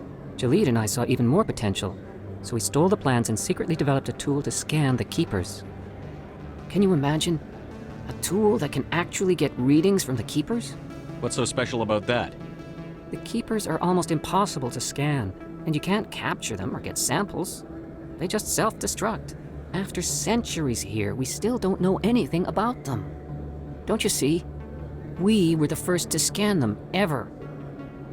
You've seen it yourself, Commander. You know we can do it. Why are you trying to kill your partner? I'm not trying to kill him. Jalid's job was to disseminate our initial findings. But he decided to keep the data for himself. Maybe to sell it.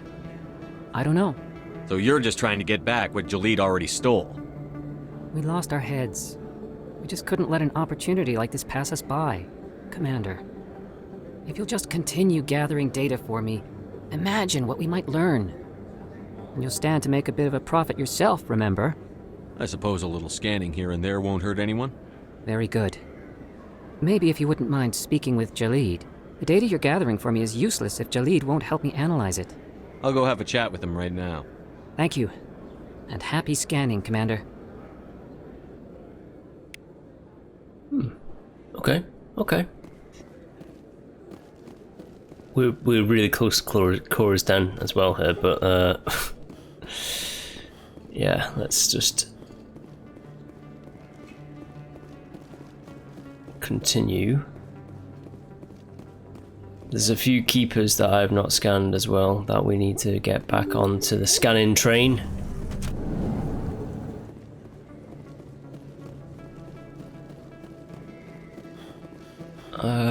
I forget, is it down here? I think it is actually. I know that leads somewhere. In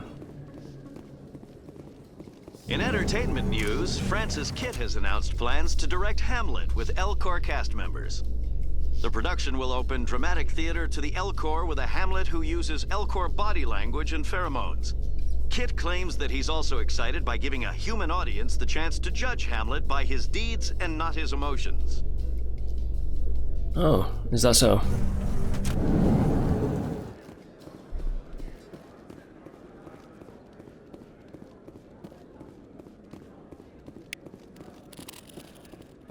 I purposely left one keeper in the Citadel, council chambers, just in case. Do you really think we'll find him down here?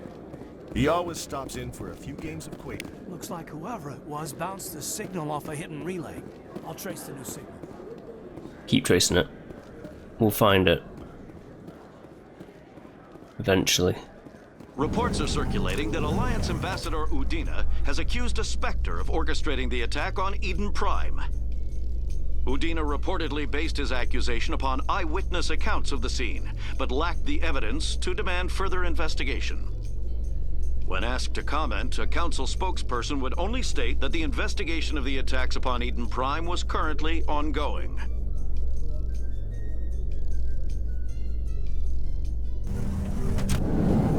I mean, he's not wrong, it is ongoing.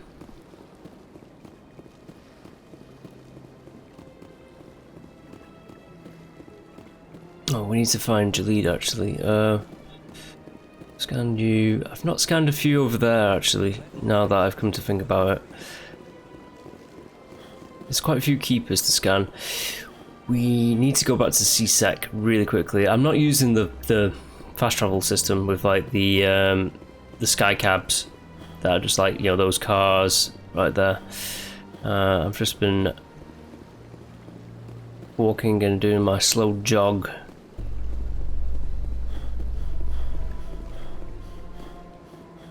Celebrations are being planned for the anniversary of the end of the Rachni Wars.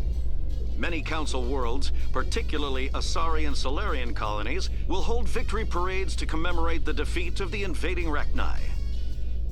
In a rare admission of debt, several Asari colonies have invited Krogans to be honored for the victories the uplifted Krogans made possible.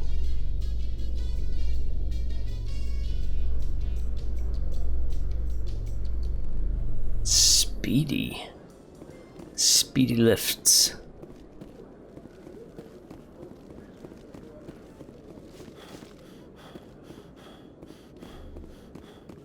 Okay, Jalid. Hello again. Did you have any luck finding Shorban? I found out you've been lying to me, Jalid. Lying? Why would I lie to you? What about the Keeper data? He told you? I didn't mean for any of this to happen. I was afraid Shorban would kill me to get the data, so well, I was hoping you'd take care of him. I'm scanning the Keepers for Shorban, but you two need to stop fighting. You're helping us? But, well, if you say so. Well, if Shorban can forgive and forget, then so can I. I appreciate the help, Commander. I better go get that data analyzed. Okay, another level up. Level 6. Oh, I can actually get heavy armor now. Right, okay, there you go. Bam. Heavy armor unlocked. I'm going to save all the other points for like charm when we unlock more levels, because it's not just these three, you will unlock more as you progress. But I have the ability to wear heavy armor. I just have to get the heavy armor now, but it's 20,000 credits, which seems like a lot right now, but honestly later down the game you're selling like stuff for like 50,000 credits a pop. Alright, let's use the rapid transport. If I can recall where to go, Presidium, Citadel Tower, and then the embassies, I'm going to say.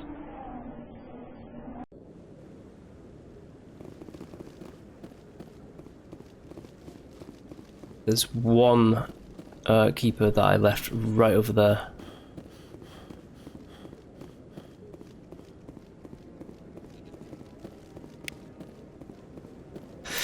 To be fair, the journal will tell me how many there is to collect, I think.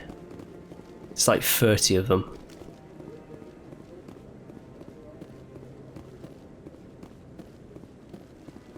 Koku's not going to talk to me until I Commander. Hit certain thresholds, is he?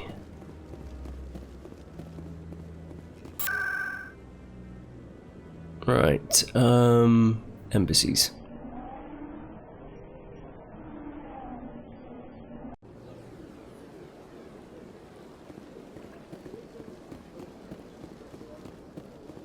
Was there a few in there? There's a few in here as well, isn't there?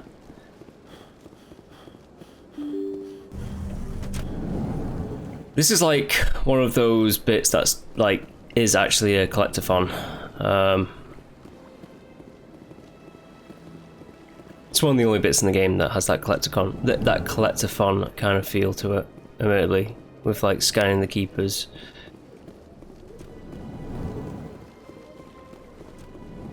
I think there's 2 more in this area, and then there'll be 1 behind Barlavon's place, I think. Is it 1 or 2? Ooh, I can't remember. We'll find out.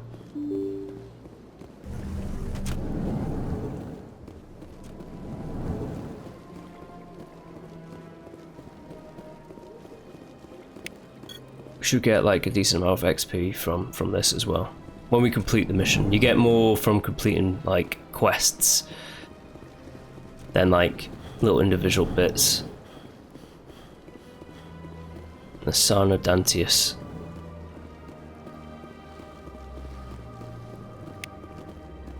Actually, I'm just gonna like leave it at this. So we have done quite a bit here. Got a few codex entries. Done a few missions. The team has already self-leveled up. Got the fan. The sister. We need to track that signal. There's that. Scan the keepers. 3 more. I'm trying to remember where the last one is. Because I think there's 2 more in this area that I've not scanned yet. Oh, there's 3 more. They're across the way. So I think we're going to be getting that completed, as well as this signal tracking in this area.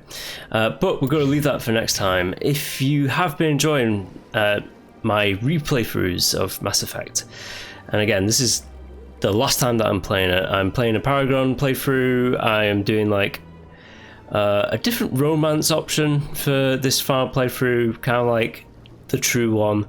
I will let you like figure out who I'll go be romancing. In my Insanity playthrough, I romanced Jack because I actually do really like that character quite a lot, and I think Jack is really cool. But